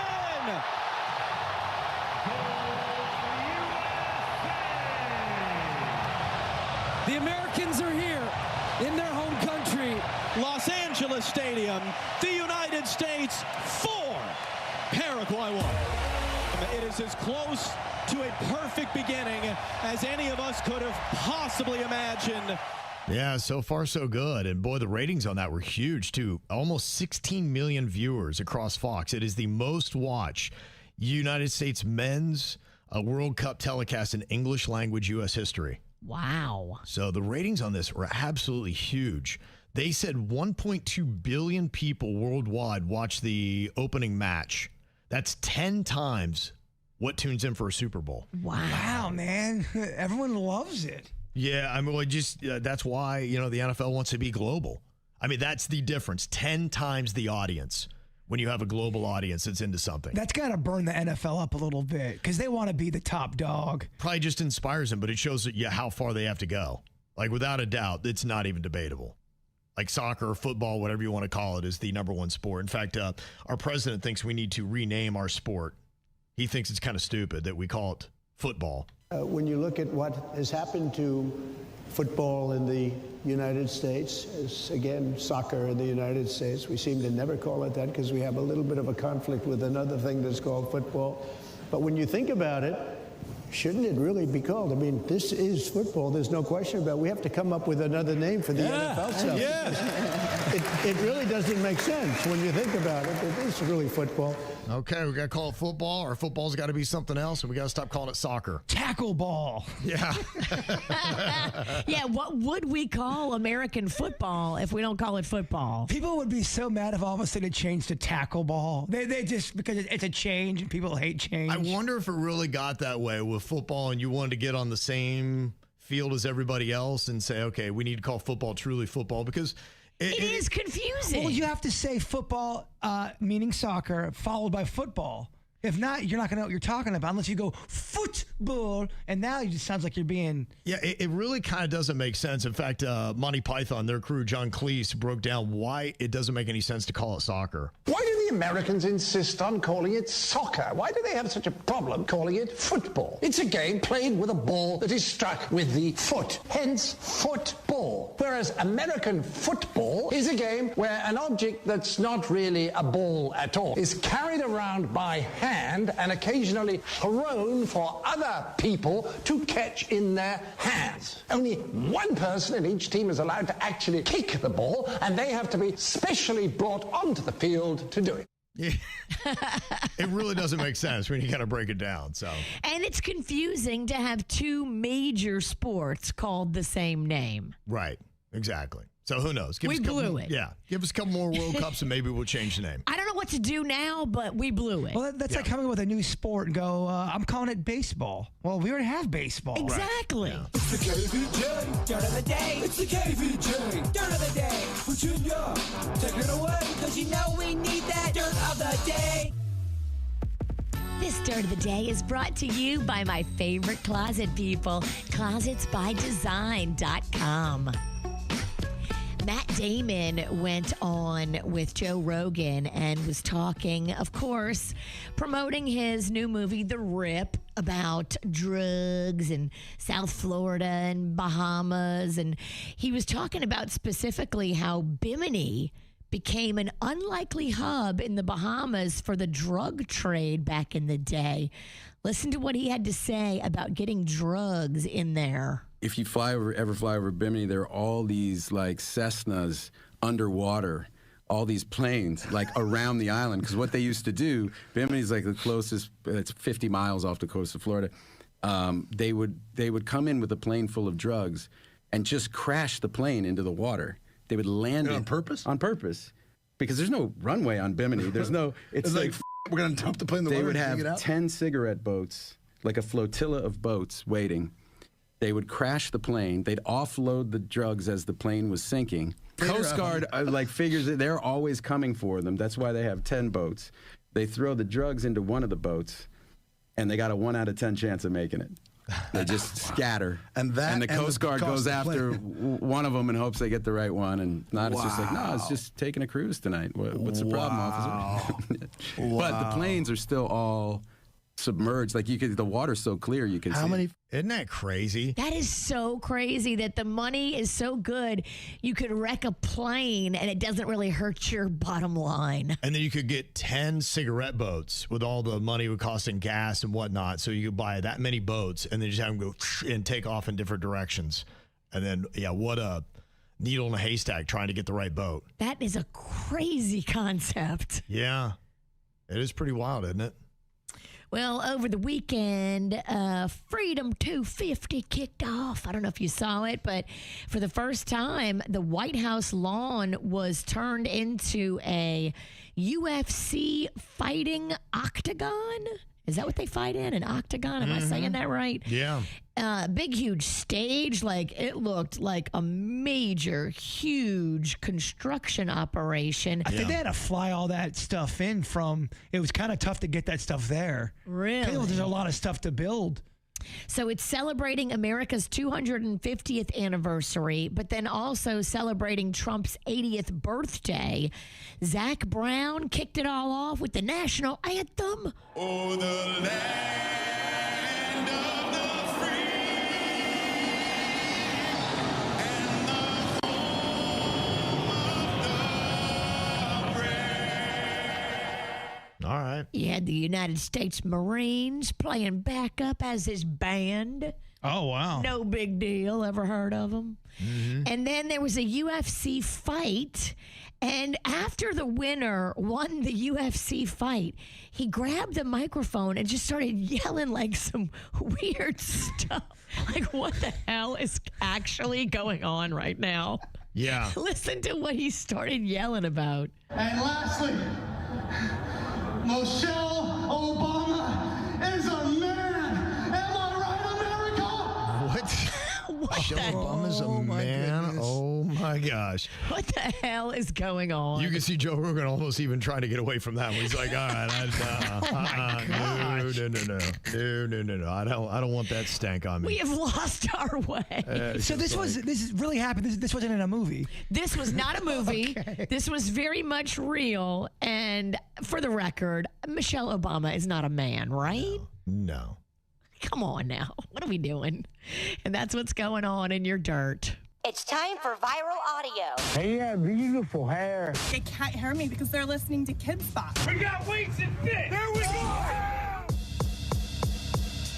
Well, it was kind of cool seeing some of the videos after the Knicks got their win on Saturday night. People just had their cameras rolling, whether it be Times Square or some of the watch parties that they had, and you could tell the moment when it became official. These are the sounds of New York City as it went down.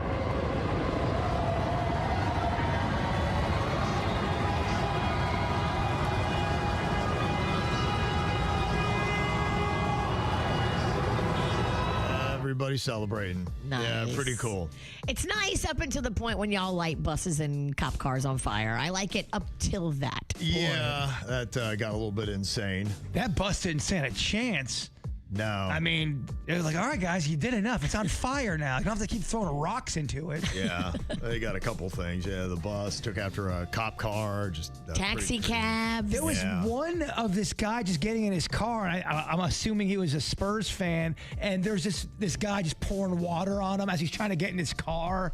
It looked like Armageddon to me. There was one video, pretty huge Spurs fan, and he had had enough. Like, people come up, were slapping him, and then he was going around and trying to fight anyone that would take him on. And somebody come up, like, hit him in the back of the head, and he would chase him down to the crowd and start punching him. And he'd be like, who's next? Yeah. So he had just had it. Good for him. And turned the tables, because I saw videos of, like, just Knicks fans beating up Spurs fans that were just walking through the crowd. Well, then you see a fire in the background. Then you got the New York City buildings there. It looked like Armageddon. It wasn't a great look for some New York Knicks fans. Yeah, and you need to use facial recognition software technology, which they have, and figure out who the worst troublemakers were. It'd be nice to see. And prosecute them. You don't get to burn down the city because you're happy your team won. You can celebrate, but you can't do what you did. The thing that's the most disturbing, too, is just everyone around, like, smiling and laughing like a zombie filming everything. Everyone's got their phone out and they're just smiling as if they're witnessing greatness. Yeah. And maybe in their eyes it is. I don't know. How can torching a bus, a cop car, smashing in the windshield of a taxi cab, how is that something to celebrate? It makes us look stupid. It makes us look like animals. Timothy Chalamet, he was very excited. He actually got into the locker room with the Knicks after the game, so he went to San Antonio and got champagne in his eyes. Oh, my goodness. The Knicks did it in 5. Oh, my eyes. Oh, my gosh. Oh, my gosh. In my eyes. I have eyes. Wow. I can't see. What a little bitch. Yeah, he's used to stunt doubles. He didn't actually get in the action himself. I can't see. Yeah, it was rough for him. I got champagne in my eye. Come on, man. You're in the locker room. Dude, man up. Prayers for Timothy Chalamet's eyes today. Prayers for Timothy Chalamet. Yeah, so without saying, yeah, we could definitely stand to call out some really bad Knicks fans for their exhibition that they had throughout all the NBA playoffs. Just terrible. Some of you Knicks fans, you know who you are. Yeah, some. Most people were cool. Right. But just a few of y'all. What the hell? If somebody's done you wrong, it's time for you to sing along and call them out, call them out, call them out. You gotta call them out, call them out, call them out. It's time to call them out. Okay, who we calling out and for what here today? I already got a little bit of a call them out for some of the Knicks fans and their terrible behavior that they had from over the weekend. I see that some other people being called out too, some of it for the World Cup stuff. Canada had actually hosted its first World Cup match in Toronto, and former Prime Minister Justin Trudeau chose actually to attend the USA opener instead of Canada's. Because, of course, his girlfriend, Katy Perry, wanted to go see the USA. Well, wasn't she singing at it? Yeah, she had something to do there. All right. Well, you got to support your girl. I fully think he made the right choice. I'm not sure Canadians would agree. They saw him on camera jumping up and down, celebrating an American goal, and they're like, well, what the heck, man? It's our former prime minister. He's not even at our game. Yeah, they don't care that he's dating Katy Perry. But he does. And that's the power of the Katy. You're right. Absolutely. That Katy cat, she got him wrapped around the finger. That's exactly it. Katy cat. Mm-hmm. Rod Stewart also was facing some fan backlash after appearing at a World Cup game hours after canceling his California concert due to health issues. He looked very healthy at the World Cup game. So people are like going, what the heck, man? You had to cancel your concert here just so you could go to a World Cup game? People were apparently not feeling that. Let me see some other things here to call out today. The one thing that I just absolutely can't believe, in fact, it took the longest time to even confirm that this was a real video because I could not believe it. That 21-year-old Maria Eduarda Rodriguez de Freitas that was thrown off a bridge in Sao Paulo, Brazil. They didn't have the safety equipment on her. It's two people, and to make the bungee jumping more extreme, two people will take one person, hold them over their head, and throw them off of this bridge. And they did that without hooking up her safety harness. And they threw her 130 feet down to her death. And then as she's falling, you see the cameraman pan to the ground where the rope that was supposed to be tethered to her is laying there, not tethered to her. You're like, how does something like that even happen? What the hell? Yeah, it's absolutely crazy. You wonder, too, if you're the person, the victim, how long while you're falling do you realize something's going wrong? Oh, my gosh. Great question. Do you know that immediately? No, you're probably just waiting for the bungee to bring you back up, to pull you back up. And you probably hit the ground still thinking that you were about to be pulled back up. Yeah, you probably don't know. That's the way you want it. I mean, probably until you hit the ground, you were probably like, oh, this is thrilling. And then all of a sudden, splat. You're like, wow, crazy. it's really super close. Yeah, to the ground. Maybe when you're like 5 feet away, you're like, oh no. Yeah, that's tough. I couldn't even believe it. I'm like, this is so negligent. This has to, how everything's fake today. And I'm like, there's no way this can be real. If that's an accident, it's a work accident, and they didn't mean to do that, do they still go to jail for that, or do they just get sued and they have to? No, I think they go to jail. They arrested 6 people. In fact, 2 of them took off into the woods. There's even some video of that where they had to go into the woods to try to get them because, like, what the heck, man? You can imagine how quickly the finger pointing, I'm sure, started. Be like, what the heck? And they're like, well, how many of them were standing around? And the cameraman, nobody noticed that there was no rope attached to her. You guys are a bunch of knuckleheads. We had the person that went. I mean, first of all, I'm be like, hey, I want to make sure I'm hooked up to something first before you pick me up. And then 2, you had the 2 people that had picked her up. Whoever's responsible for running it, you're right, the cameraman. I mean, my goodness. It's crazy. Yeah, 6 people arrested from the whole thing. Well, that's why you got to be really careful when you do this crazy stuff. You are putting your life in these people's hands. Do you know them? Do you trust them? Yeah. Wow. Well, I tell you what, bungee jumping and all that kind of stuff is off the old bucket list. F that. Yeah. There's nothing exciting about that to me. That's just horrifying. You did bungee jumping, didn't you, Kev? I did, yeah.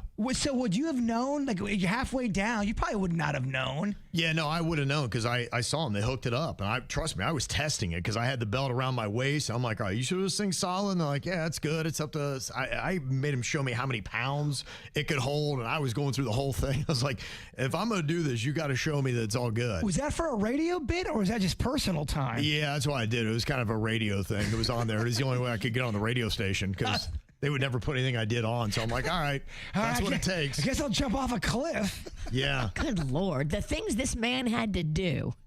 Yeah, somebody said it wasn't even a legally sanctioned bridge. It was just an abandoned bridge that just got popular and people started doing it. Oh, no. Oh, so it's not even official. Yeah. I think that it is a company that does it, though. In fact, somebody had checked, and they say they still have upcoming dates advertised on their website. Oh, boy. I'd imagine there might be some cancellations. Yeah, those are coming down. Yeah, you kind of hope so. So, I mean, my gosh, it's just terrible and so avoidable. Like, what the heck are we doing, man? I couldn't even believe that.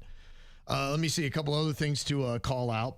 Somebody's calling out the 5 o'clock Somewhere Fest. They said the artists were amazing, but in between two of the acts, they put on a stand-up comedy act, and he totally bombed. Oh, no. That is a tough situation for a comedian to go into. They're there to hear music, not comedy. Now you're trying to get all these people on your side. Whose idea was that? Oh, that's rough, They man. say the event was poorly executed. Not enough porta potties, and the lines to get a drink took an hour. No exaggeration. It was even hard to get water. People were dropping like flies in the crowd. That's not the good. paramedics were running nonstop. Yeah, I was outside the venue, but I saw they brought somebody through that was on a gurney. Look, that had passed out. It is hard to do a comedy show outside at a venue, a festival style. That's why you don't see it that often. I'm not saying it can't work, but you've got to be super seasoned. It's got to be the right kind of situation. You have to also know you're going to a comedy show. Yeah. I mean, you're drinking, waiting for country music, and then some comedian comes on. I saw it happen one time, and I was like, ooh, this is not going to go well. And it did not go well. The only way that can work is if the comedy artist is a big enough name, people are going to be like, oh, wow, that's cool. Yes. It can't be somebody cutting their teeth. Yeah. Well, they said the comedian was Dusty Slay, who's actually hilarious and has numerous Netflix specials. It just wasn't the right venue for it or any comedian. And that is tough. There's a different energy that, music carries and cuts through. You really need that's why they have comedy clubs. It's more intimate. It's like a theater. It's harder to do comedy outside in that. It just, the laughs, everything kind of just goes out in the atmosphere. It does. You're way better off just playing great music through your sound system with an awesome DJ. Yeah, that guy might have not even been bad. It just, these comedians, they have a whole science. They'll go into these clubs, and some of these comedians go in there early to change up the seating so they're comfortable on stage because they have a whole philosophy of, this makes the laughs go bigger, and it's great for this and that. There's a science behind it. So you go to a festival. Oh, man. Yeah, it can be iffy. The other thing I think I got to call out here today is I always get nervous whenever somebody comes to wait on us and they don't write down the order. And I'm okay with it, but you cannot then screw up the order. It's such a pet peeve of mine because here's my thing. Even if you nail it for about 15 minutes, I'm at the table going, I think they probably made a mistake. Now I've got food anxiety and I'm not enjoying it. I like to see them write it all down. So we had somebody come to our table, the Queen and I, and we got guacamole, chips, and then we ordered their salsas. They've got salsas. And then we wanted a pitcher of margaritas. That's what we got. And so, she was going through that. She didn't write it down. I did notice that. I'm like, she's probably got that. But she came back with the guac and the chips. We had that. And we're like, can we get the salsa? She's like, oh, yeah, I forgot that. And we're like, and then she gave us 2 margaritas. I'm like, yeah, we had got the pitcher because it's a better deal. You save money. And she's like, yeah, I didn't hear you on that. So you just got 2 margaritas and you didn't get your salsa? And it costs us $10 more to get the individuals over the pitcher. And I was like, I think sometimes they think it's a flex. And the customers are going to be impressed by it. We're not. I got to tell you, I am not impressed if you can memorize the order. It does nothing for me. In fact, I'm paranoid the whole time now thinking I'm not going to get my salsa or I'm going to get it wrong. Yeah, I kind of thought that as well. And so when the bill came, my wife's like, I don't know, because normally, 20-25% tip. She's like, we lost $10 on her negligence. She's like, I'm taking that back. And she didn't write it down. Yeah. I'm Gotta like, I'm write it usually down. like, yeah, but on that, I'm like, I don't know. Are you a jerk if you are charged $10 more you wouldn't have to pay? Is it standard to take that out on the tip? I can't believe she didn't come over with the picture and say, the first two are on me. Here's your picture That's you ordered. what I thought was going to happen. That is the correct way to handle it. I didn't think we were going to. She's like, sorry, I didn't hear it. And she just walked off. And Yeah, I'm that's terrible service. like, huh, okay. Yeah, that if the manager would have known. It wasn't even an she apology. Like, I'm sorry. It's like, did- yeah, I didn't hear you. Yeah, tough. Yeah. Drink your drinks, biatch. Tough. I'm not real good at what I do. I don't know if I'd be going back there. I'm not very good at what I do, and I really don't care that I'm It's not one good. of our favorite places, and it was such a bad showing. Yeah, That's that'll happen. sad. You like the food, though, so you wouldn't take it out on the food. You just thought the service was terrible. Gotta tell you, salsa wasn't great. Really? Yeah.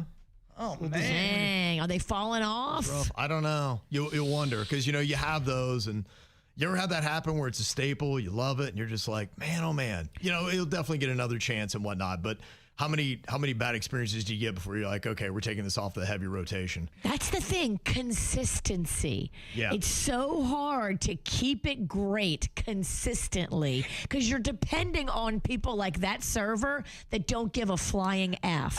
And it was obvious. It was obvious. She was like, not getting you the picture. You're just going to have to deal with it. What are you going to do? Go complain? Well, I could kind of tell that her head was elsewhere when I was ordering, so I kind of saw that because she's kind of looking up. I'm like, her mind's somewhere else. I'm like, she's not getting this and she's not writing it down. Yeah, it's on that doobie she wants to smoke in between getting your food. Or that guy in the kitchen she's hooking up with. Who also is providing her doobies. Who knows? Who knows? Oh, she's definitely hooking up with somebody in the restaurant. Yeah. He was just mean to her. Her mind is not on the order.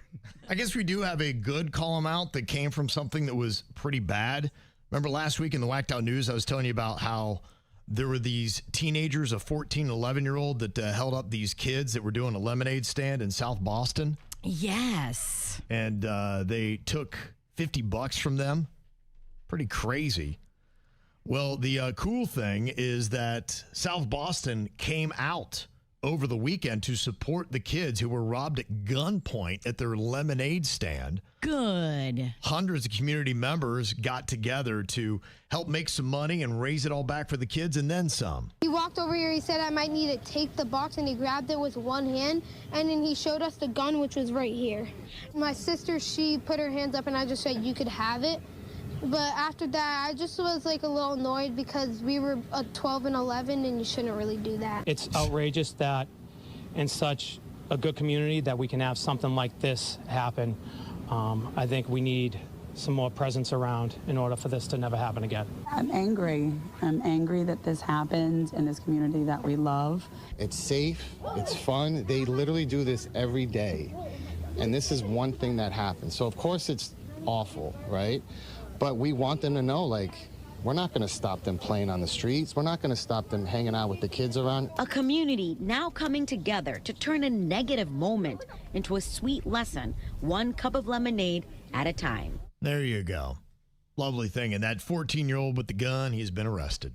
Oh, good. They found him. Mm-hmm. Got to scare him straight. Yeah, that kid needs to go straight to juvie, lock him up, and try to fix whatever's broken in him. Get those loud, mean drill sergeants. You know when they used to do that on those shows? They bring the troubled kids in. Right. Dr. Phil used to have them on. Does that work? I don't know, but we got to try. Yeah, I'd be curious what their track record is. If you're 14 flashing a gun, you need a drill sergeant. Ow! There's a lot of dumbass criminals to talk about, baby. It's the Whacked Out News. People breaking the law. Ha-ha, fighting in the nude. Drunk people pooping in the street. Ha-ha, it's the Whacked Out News. So many people on meth. Ow!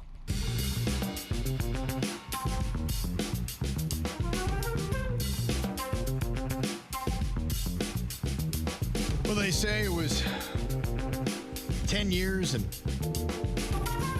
a horrible story ago that 42-year-old Lane Graves was killed by a gator at Walt Disney World. Hard to believe it was that long ago, if you remember that story. It was such a terrible story of the little kid who was on the shore there at the Disney property. I think it was the Grand Floridian, which is like the nicest hotel. Yeah. And he just, the gator grabbed him. It was June of 2016 that happened. The 2-year-old was playing near the shoreline of the Seven Seas Lagoon outside of Disney's Grand Floridian Resort. And they say since that, they made a commitment to get rid of every gator on the property. And in 10 years, they've removed 414 gators from Disney properties. Don't stop. Get it. Get it. Yeah. There should be no gators because that's the lesson we learned from this. Yep. So they're all over it. They say a large alligator that had evaded capture in Davie for nearly 2 years was finally wrangled by a cop there and fire captain after residents repeatedly reported sightings near homes and waterways. Is there a video of this? Because this sounds awesome. Yeah, they say the gator, estimated about 8 feet long and 250 pounds, had become a local celebrity because it kept disappearing before trappers would arrive. But this time, they got him. They spotted it, restrained it, and held it until a licensed trapper could take custody. Okay. Yeah, they do have a video. I want to see this cop and this firefighter taking this gator down. That's awesome. Yes. So they say they think people were feeding it. That's why I was kind of hanging out, being all chummy. You're the problem. Yes. So there you go. It will cause some issues if you do feed them. There's a 43-year-old Florida man, Gavin Blakely Jones, that got arrested after a woman reported that he exposed himself and began tugging it in the parking lot of a McDonald's near Disney World. Man, so many times it happens in a parking lot of McDonald's. So you got the gators out. Now you got to get the pervs, too. Got to wrangle them. Something about that sweet and sour sauce. Pervs are more dangerous than the gators. The woman told deputies they made eye contact during the incident, making it clear he knew she was there. I'm sure he liked it. The woman then drove away, but he allegedly followed her. Lord. She then drove to Blizzard Beach and flagged down a sheriff's deputy. And when questioned, Jones denied exposing himself, but told deputies he has a medical condition and is not always aware when scratching his pubic area. They still got him on a misdemeanor charge of exposure of sexual organs. Oh, that perv had that excuse locked and loaded. He needs to be put in jail. Wow. Well, they say what initially appeared to be a bizarre accident turned out to be a murder investigation. In December 2024, a Homestead homeowner told police a drunken man had fallen from a ladder while allegedly trying to have sex with a tree in the backyard. The man, 38-year-old Carlos Gonzalez, was found dead. But more than a year later, Miami-Dade detectives determined Gonzalez had actually been murdered. Oh, my goodness. Their investigation uncovered allegations that 29-year-old Christian Harris had been sexually abusing an 11-year-old girl living in the home and killed her father after he became concerned. Detectives say that Harris also threatened to kill the girl's mother. They say the breakthrough came after the girl, with support from investigators and child advocacy specialists, disclosed months of abuse and what she witnessed. Ross was arrested and charged with murder, multiple counts of sexual battery on a child, lewd and lascivious molestation, and other related crimes. So the guy he killed was, not only did he kill him and murder him, he made him have sex with a tree? Or he was just framing and coming up That's with what I'm saying. Crazy, bizarre story. He ruined his reputation and killed him. Wow. That is a twisted story, y'all. That is twisted. What's he doing, Homestead? 46-year-old Green Acres man was arrested after allegedly arranging to meet somebody he believed was a 14-year-old girl at a Boynton Beach Wawa. Investigators say he continued communicating after being told the person was underage and agreed to meet in person. That's when a decoy showed up, all because of 561 predator catcher. They got another one. Crazy. There's just way too many pervs out there. It's insane, isn't it? I mean, they catch them nonstop every week. Go on the FDLE website and look and see how many live in your neighborhood. You'll be shocked. It's stunning. You'll be shocked, but you can also go there and sign up for email alerts. When a new, fun predator neighbor moves in, they will send you an email so you can see their picture and know their address. Well, a California woman's facing a misdemeanor charge after allegedly offering to exchange sex for money at the Breakers on Palm Beach. Whoopsie. She apparently was seen flirting with men at the HMF bar on multiple occasions, and an undercover officer said, yeah, I'm going to go see if she'll take $2,000 for a few hours of fun, and she tried. That's when they got her. They arrested her in a hotel room at the resort. She's pled not guilty. She was staying there. Yeah. And she was trying to make it happen. Flew in from California. Come on up to my room. Yeah. Wow. I think they notice that kind of stuff. The Breakers is on it. They notice everything. Yeah. I'll be in there dressed like a school teacher. Yeah. And if I do anything out of line, somebody's like, you can't do that. They got eyes. They got eyes. They're all good. over. There's so many cameras. Yeah. Do They don't not play. act up at the Breakers. Mm-hmm. Marion County Sheriff Billy Woods exploded on a reporter who ignored the subject of his press conference. It was a sting conducted to capture child sex offenders, and they asked him about an unrelated case, and he was not having it. Do you think that Lindsay Isaacs deserves an apology, and what's the status of those 2 FHP troopers that are named with the civil laws? All right, so you just pissed me off. Now, I'll let him decide if he's going to answer your question, but all this you want to ask him about some other case? We're talking about children. Now, if you're getting that from one of your people that typically is behind the phones that y'all have, wants you to ask that question, tell them to have the gonads to come here and ask me that question. That is what you need to be focused on. I love it. Yeah.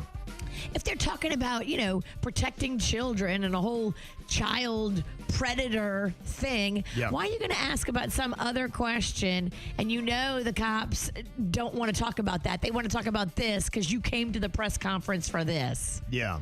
He's not having it. Good. No. I like how you started. You done pissed me off. You got done pissed me off. Give it to him. A 33-year-old Pasco County man was arrested on suspicion of DUI after a Florida Highway Patrol trooper clocked his Honda Civic traveling more than 90 miles an hour on I-75. And then during the traffic stop, troopers said the driver appeared heavily intoxicated, and they discovered 34 open White Claw cans inside the vehicle. 34? 34. Connor William Parody of San Antonio, Florida, was taken to the Pasco County Jail where he blew a .177, more than twice the legal limit. Bruh. Yeah. I mean, come on, dude. There are laws when you're drinking claws. There really are. Believe it or not. I know you thought there weren't. You think there's no laws when you're drinking claws. You think they've all gone away. That claw lied to you. And people are asking some questions. Was it deserved to slap this woman in the car? 33-year-old Florida woman, Aisha Field, faces multiple charges following an erratic public disturbance in Brooksville. The incident began at a local Texaco gas station where authorities were called to handle reports of a woman shouting at patrons and behaving unpredictably. After being legally trespassed from the business, Field moved to a neighboring mobile home community. There, she reportedly stripped down to her undergarments while continuing to scream and disrupt local residents. When responding, deputies attempted to take her into custody. Field became physically aggressive and spit directly into the deputy's face twice. Oh, damn. They say to prevent further assault, the deputy struck her with an open hand. She was subsequently booked and charged with disorderly intoxication, alongside a felony count of battery on law enforcement officer. Some people are like, well, do you have to slap the girl? So that's part of the question. She kind of asked for it. Hey! They're attacking me!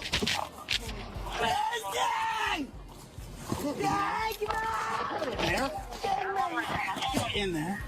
Get in there. You spit in my face? Right on the side of my door, spit hood.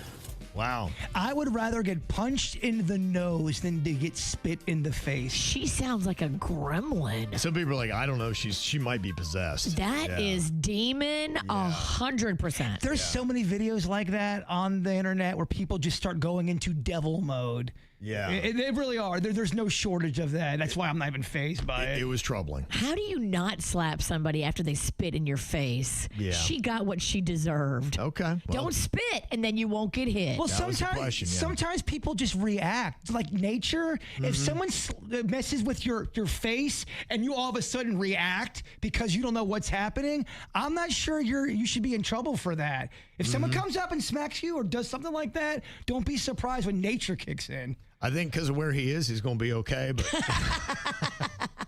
but, some people had some comments. He's fine. What are you thinking about? What are you thinking about? What's on your mind? Are you thinking about? What are you thinking about? something and you're like, I know this looks completely classless, but you know what? I don't think I care. You know, I didn't have a good salsa early in the weekend, and so we went to our staple place that we always go, and I gone through like a whole little basket of them chips. I'm like, oh, I can't have any more chips, but I have more salsa left. I'm like, this salsa is so good. It is the best salsa. So it was in that little cup, and I'm like, you know what? I drank it. I made eye contact. She's like, you need chips? I'm like, nope. Just going to finish the salsa. Chug-a-lug, hooker. She was like, look at that guy. That gringo's over there just drinking our salsa.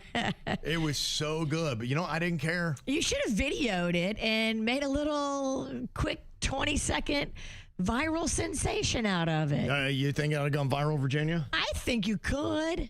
When salsa is so good that it makes you forget where you are and you chug it like it's a drink, that's a good commercial for that salsa. It took a second. I'm like, well, you know, I don't care. Yeah. I don't even care. I'm not going to leave that. I haven't cared for years. Okay. Welcome to the club. I think I'm getting there, Virginia. I could care less club.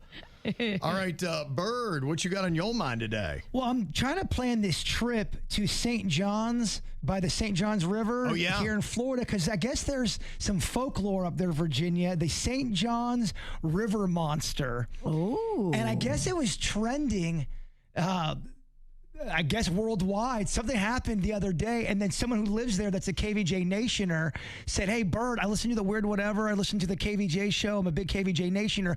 You got to come up here and do an expose because the St. John's River Monster is a legit thing that we talk about in this neighborhood or this area. There's sightings. Come up here, talk to the locals. And I love the idea of going to these small areas where there's a folklore or some, mythical creature. That's a really smart video to do because I think people will love that. Well, it's also part of Florida I don't really know well. I played baseball up there, but I was only there to play baseball.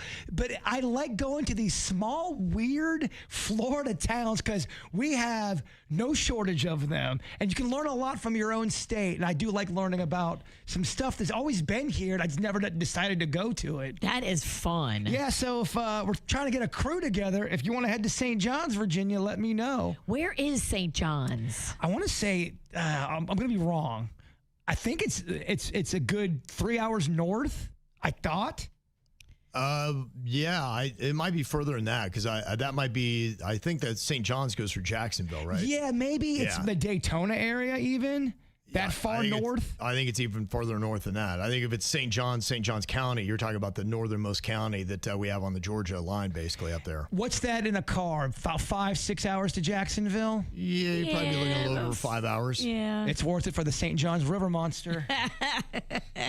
I want to start doing those things, kind of reporting on. Every little, even Lake Worth. If I have to go up that way, which I think I might have to do because when Magnolia finishes summer session, we got to move her out of this apartment and then move her back into the sorority house. And I have a feeling that I'm going to be heading back that way. I think a lot of towns and cities, they might make some of this stuff up, or they had one sighting and they make it their folklore. But I do think that's fun. And it's smart for tourism. Do you remember the Lake Worth Muck Monster? I remember you talking about it. I've never heard anybody else mention it but the Penningtons. And only you. No, that was a story. They reported on the news. You covered it, Kevin. That's right. Yeah, I think there was a little. It was, and it was not. What was that, like 20, 30 years ago, maybe? No, it happened while we were on Station 1. I remember we were talking about it, but it was gone very quickly. They talked about it for a week and a half, and we never heard of the Muck Monster ever again. But the Lake Worth Muck Monster was a thing for a second. I mean, if you want to sell T-shirts, you need to come up with a local legend, like something's going on. People just buy the shirts. Exactly. I love that stuff. Mm-hmm. Virginia, what you got on your mind today? Well, I'm getting text messages this morning that a lot of people at the Moose Lodge are saying that the Queen of Hearts game is rigged because my name got pulled again yesterday. Now, I didn't win because you have to get your name pulled and then you have to have the right envelope on your ticket picked. So double luck. Double luck, exactly. The last time I won, I had double luck. Yesterday, I only had single luck. So my ticket got pulled and the whole place just erupted into, oh my gosh, not again. Do they hate you? They think it's rigged. They were screaming, it's rigged, it's rigged. Oh, you know that there's some salty dogs in there that they do not like you because of this. They do not like me because of this. So I am so excited to go in there again next Sunday. Well, so you didn't win anything? So I won $250 because my name got pulled and it wasn't the Queen of Hearts in that envelope. I chose envelope number 17 because Panda made me for Josh Allen of the Buffalo Bills. He wears number 17. I would have wanted to choose number 27. If it turns out the Queen of Hearts is 27, Panda will never, ever be able to live this down. But if it is 27, you got what a streak of luck you got going on. It's the witchy thing, bro. They might do that casino thing where they don't allow you in the establishment anymore. If I get kicked out of the Moose Lodge, I'll be so sad. You know when the gambler wins too much and the house goes, no, we got to get this guy out of here. Enough. You done. Yeah. You done, witchy girl. Get out of here. Well, people were saying that the St. Johns River is a little past Daytona. They had to go to the west, maybe 4 hours, so maybe a little bit shorter and having to go all there. But they say it's also the longest river in the U.S. Oh. All inside of Florida. It's the most significant one for commercial and recreational use. 310 miles long. It borders 12 counties. Yeah, I remember I played ball with a guy that lived in that area. And I remember it was near sort of that kind of Daytona, a little bit north. Okay. You down? I am down because I think I have to go that way anyway. So I'm totally down. I just can't do like an extra trip if I'm not going that way. You would hate it. We're going to be outside looking for the muck monster. I can just hear Virginia go, are we going to go in yet? This is stupid. Can I bring an RV with AC? I think that's the way to do it, is to bring an RV. When you're doing outdoor stuff, bring a tent, but also bring an RV. All right. I got a girlfriend. My girlfriend Kathy's got an RV. I'm going to hit her up. Somebody also said the Lake Worth muck monster was a thing. It turned out to be an injured manatee. That's what they say. Damn. They don't know that for sure, Virginia. And who wrote that? A manatee of lies. A manatee of lies. Come on, just give me Muck Monster. Give him something. Yeah, Come on. He ain't found Bigfoot. He ain't found aliens. He ain't found the Loch Ness. Not for a lack of trying. He's been out there looking, y'all. Give him something.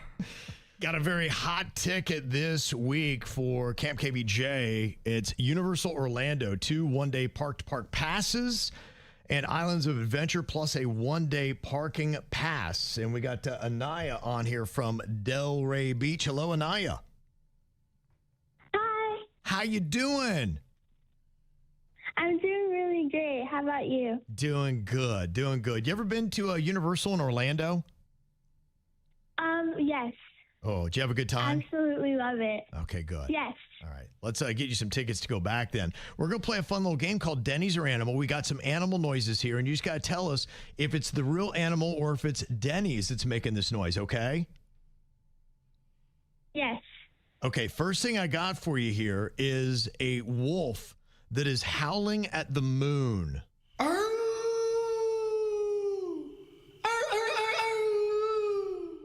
Ooh. Whoa, it sounds like it's out in some kind of prairie somewhere. Yes, it does. Chilling. Anaya, what do you think? Is that Denny's or Animal? I think it's Denny's. That one is Denny's, yes. Maybe one of his best animal sounds right there. That was nice. It was good. This is the sound of horses stampeding through a ranch, Anaya.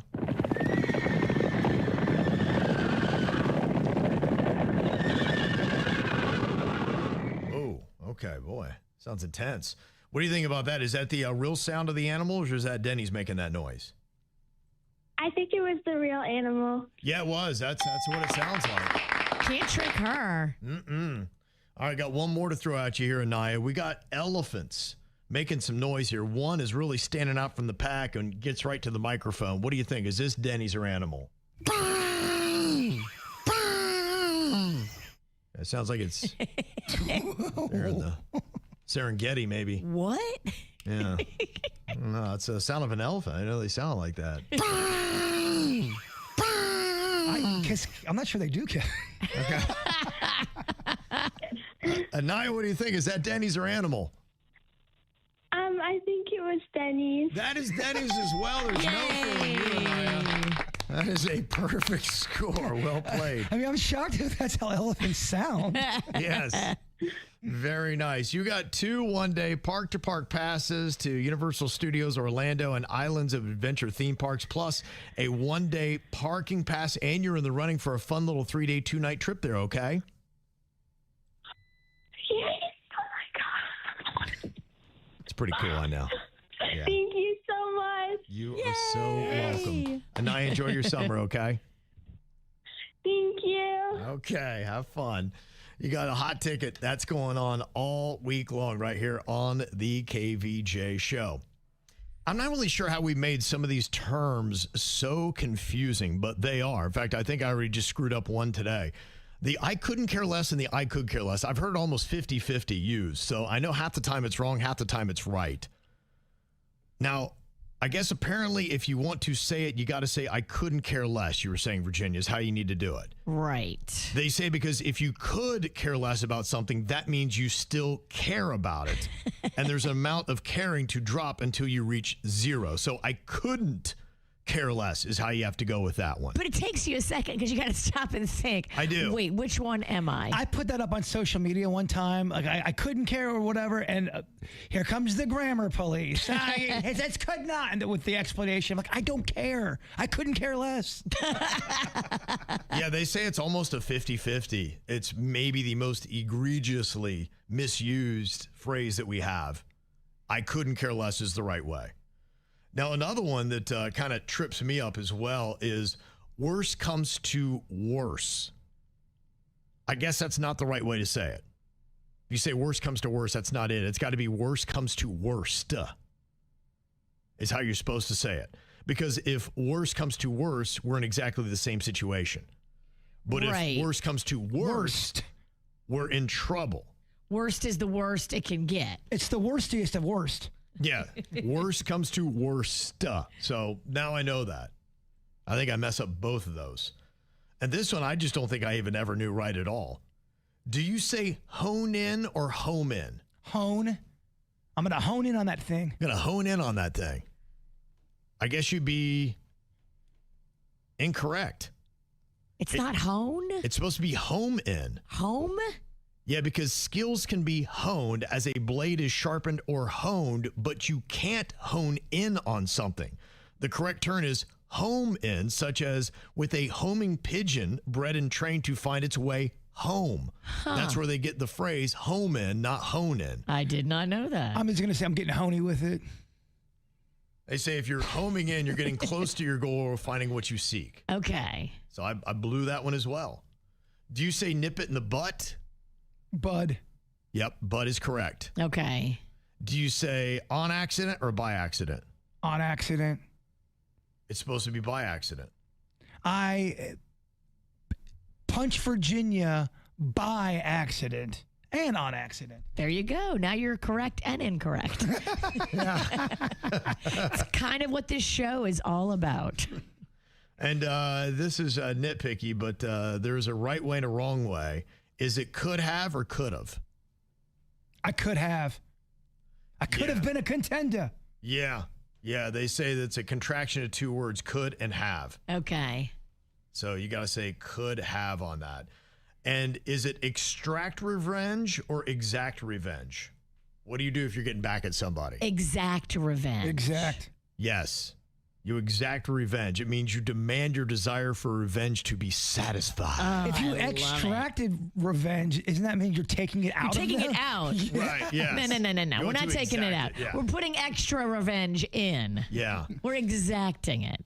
And I think people have done better at correcting this, but I still hear a lot of people who tell me they will do a 360 and get their life in order.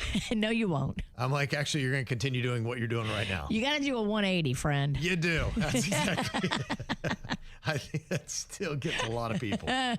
Sounds like a lot of people are not really wanting to commit to serious relationships today.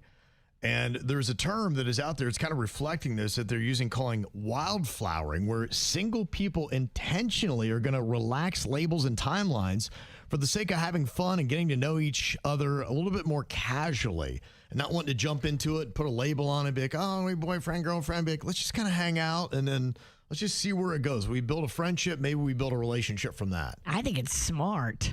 Yeah, I really do as well, because there's just so many obligations that come in when you start tethering yourselves together, whether it's living together or then getting married.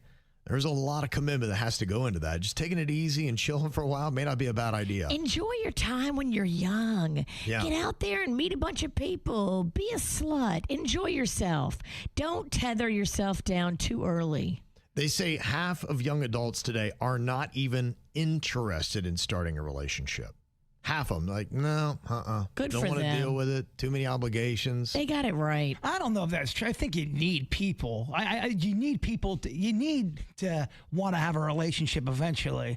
I think you do. Yeah, But you can wait. Yeah, You can they're saying they're fine being single. It seems like there is an ease to it, and there doesn't seem to be a pressure or any desire to rush into it. Now, half the people still want to be in a relationship, but the other half, like, I'm good. In fact, they say 31% of young people who are now dating, and only half of those only want to be in the relationship. And they say that some of the dating apps are starting to see it as well. Bumble has dropped 31% in their engagement. Wow. So a lot of people are just like, I see it like in Magnolia and her friend group. Like, there's a few girls that have a boyfriend, but most of these girls are like, nah, I'm good. Everyone's dating their phone. Everyone's dating technology. If you don't think there's a shift when all this technology started happening, where everyone had a phone and they're glued to it, and then you wonder why everyone's alone and not around people, this is the smoking gun right here. It is. I think a lot of people, too, they just don't even see it realistic to do the family and get the home and some things like that. I think they're looking at their own finances and saying, I can't afford to do a relationship.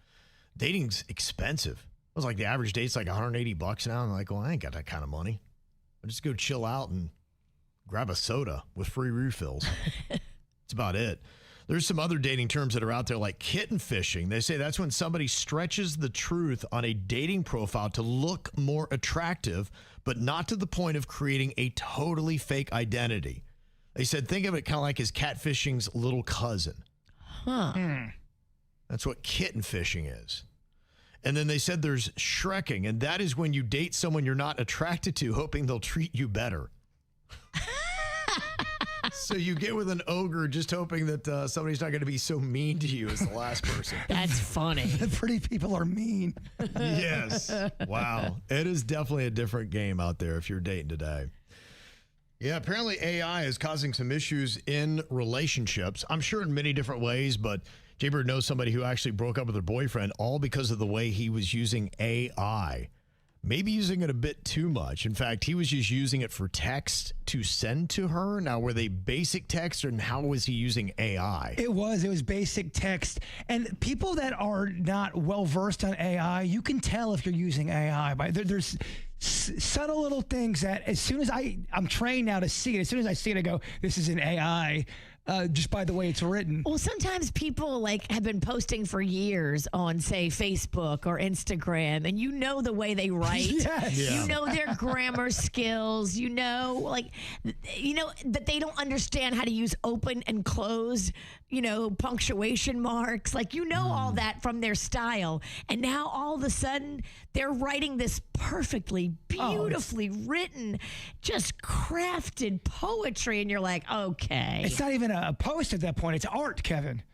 I flip right by that. I'm like, I'm not here for AI crafted messages from you. The main thing that she had a problem with was that he was writing things and doing things and presenting them as if it came from his heart, and it really wasn't. And she kind of did a deep dive and kind of put his feet to the fire and said, what are you doing? So all those text messages you send me, are they your original thought? What do you do? And she found out he's using AI on everything, and she was turned off by that. She was so against it. So he was sending romantic gestures. It wasn't just to communicate, hey, let's go get a cheeseburger. No, it was everything. It was everything he did with his phone. Basically just like, AI, text my girlfriend, give me something really quick, copy, paste, and send. I want to take her out to eat. Make it romantic and make it sound like I really love her.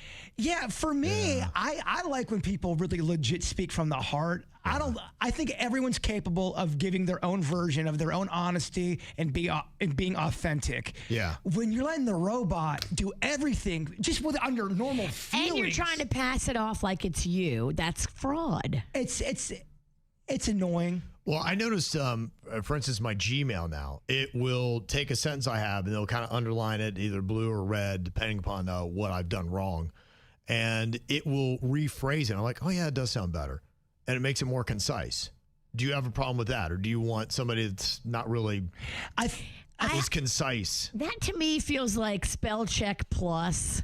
And I don't have a problem with that.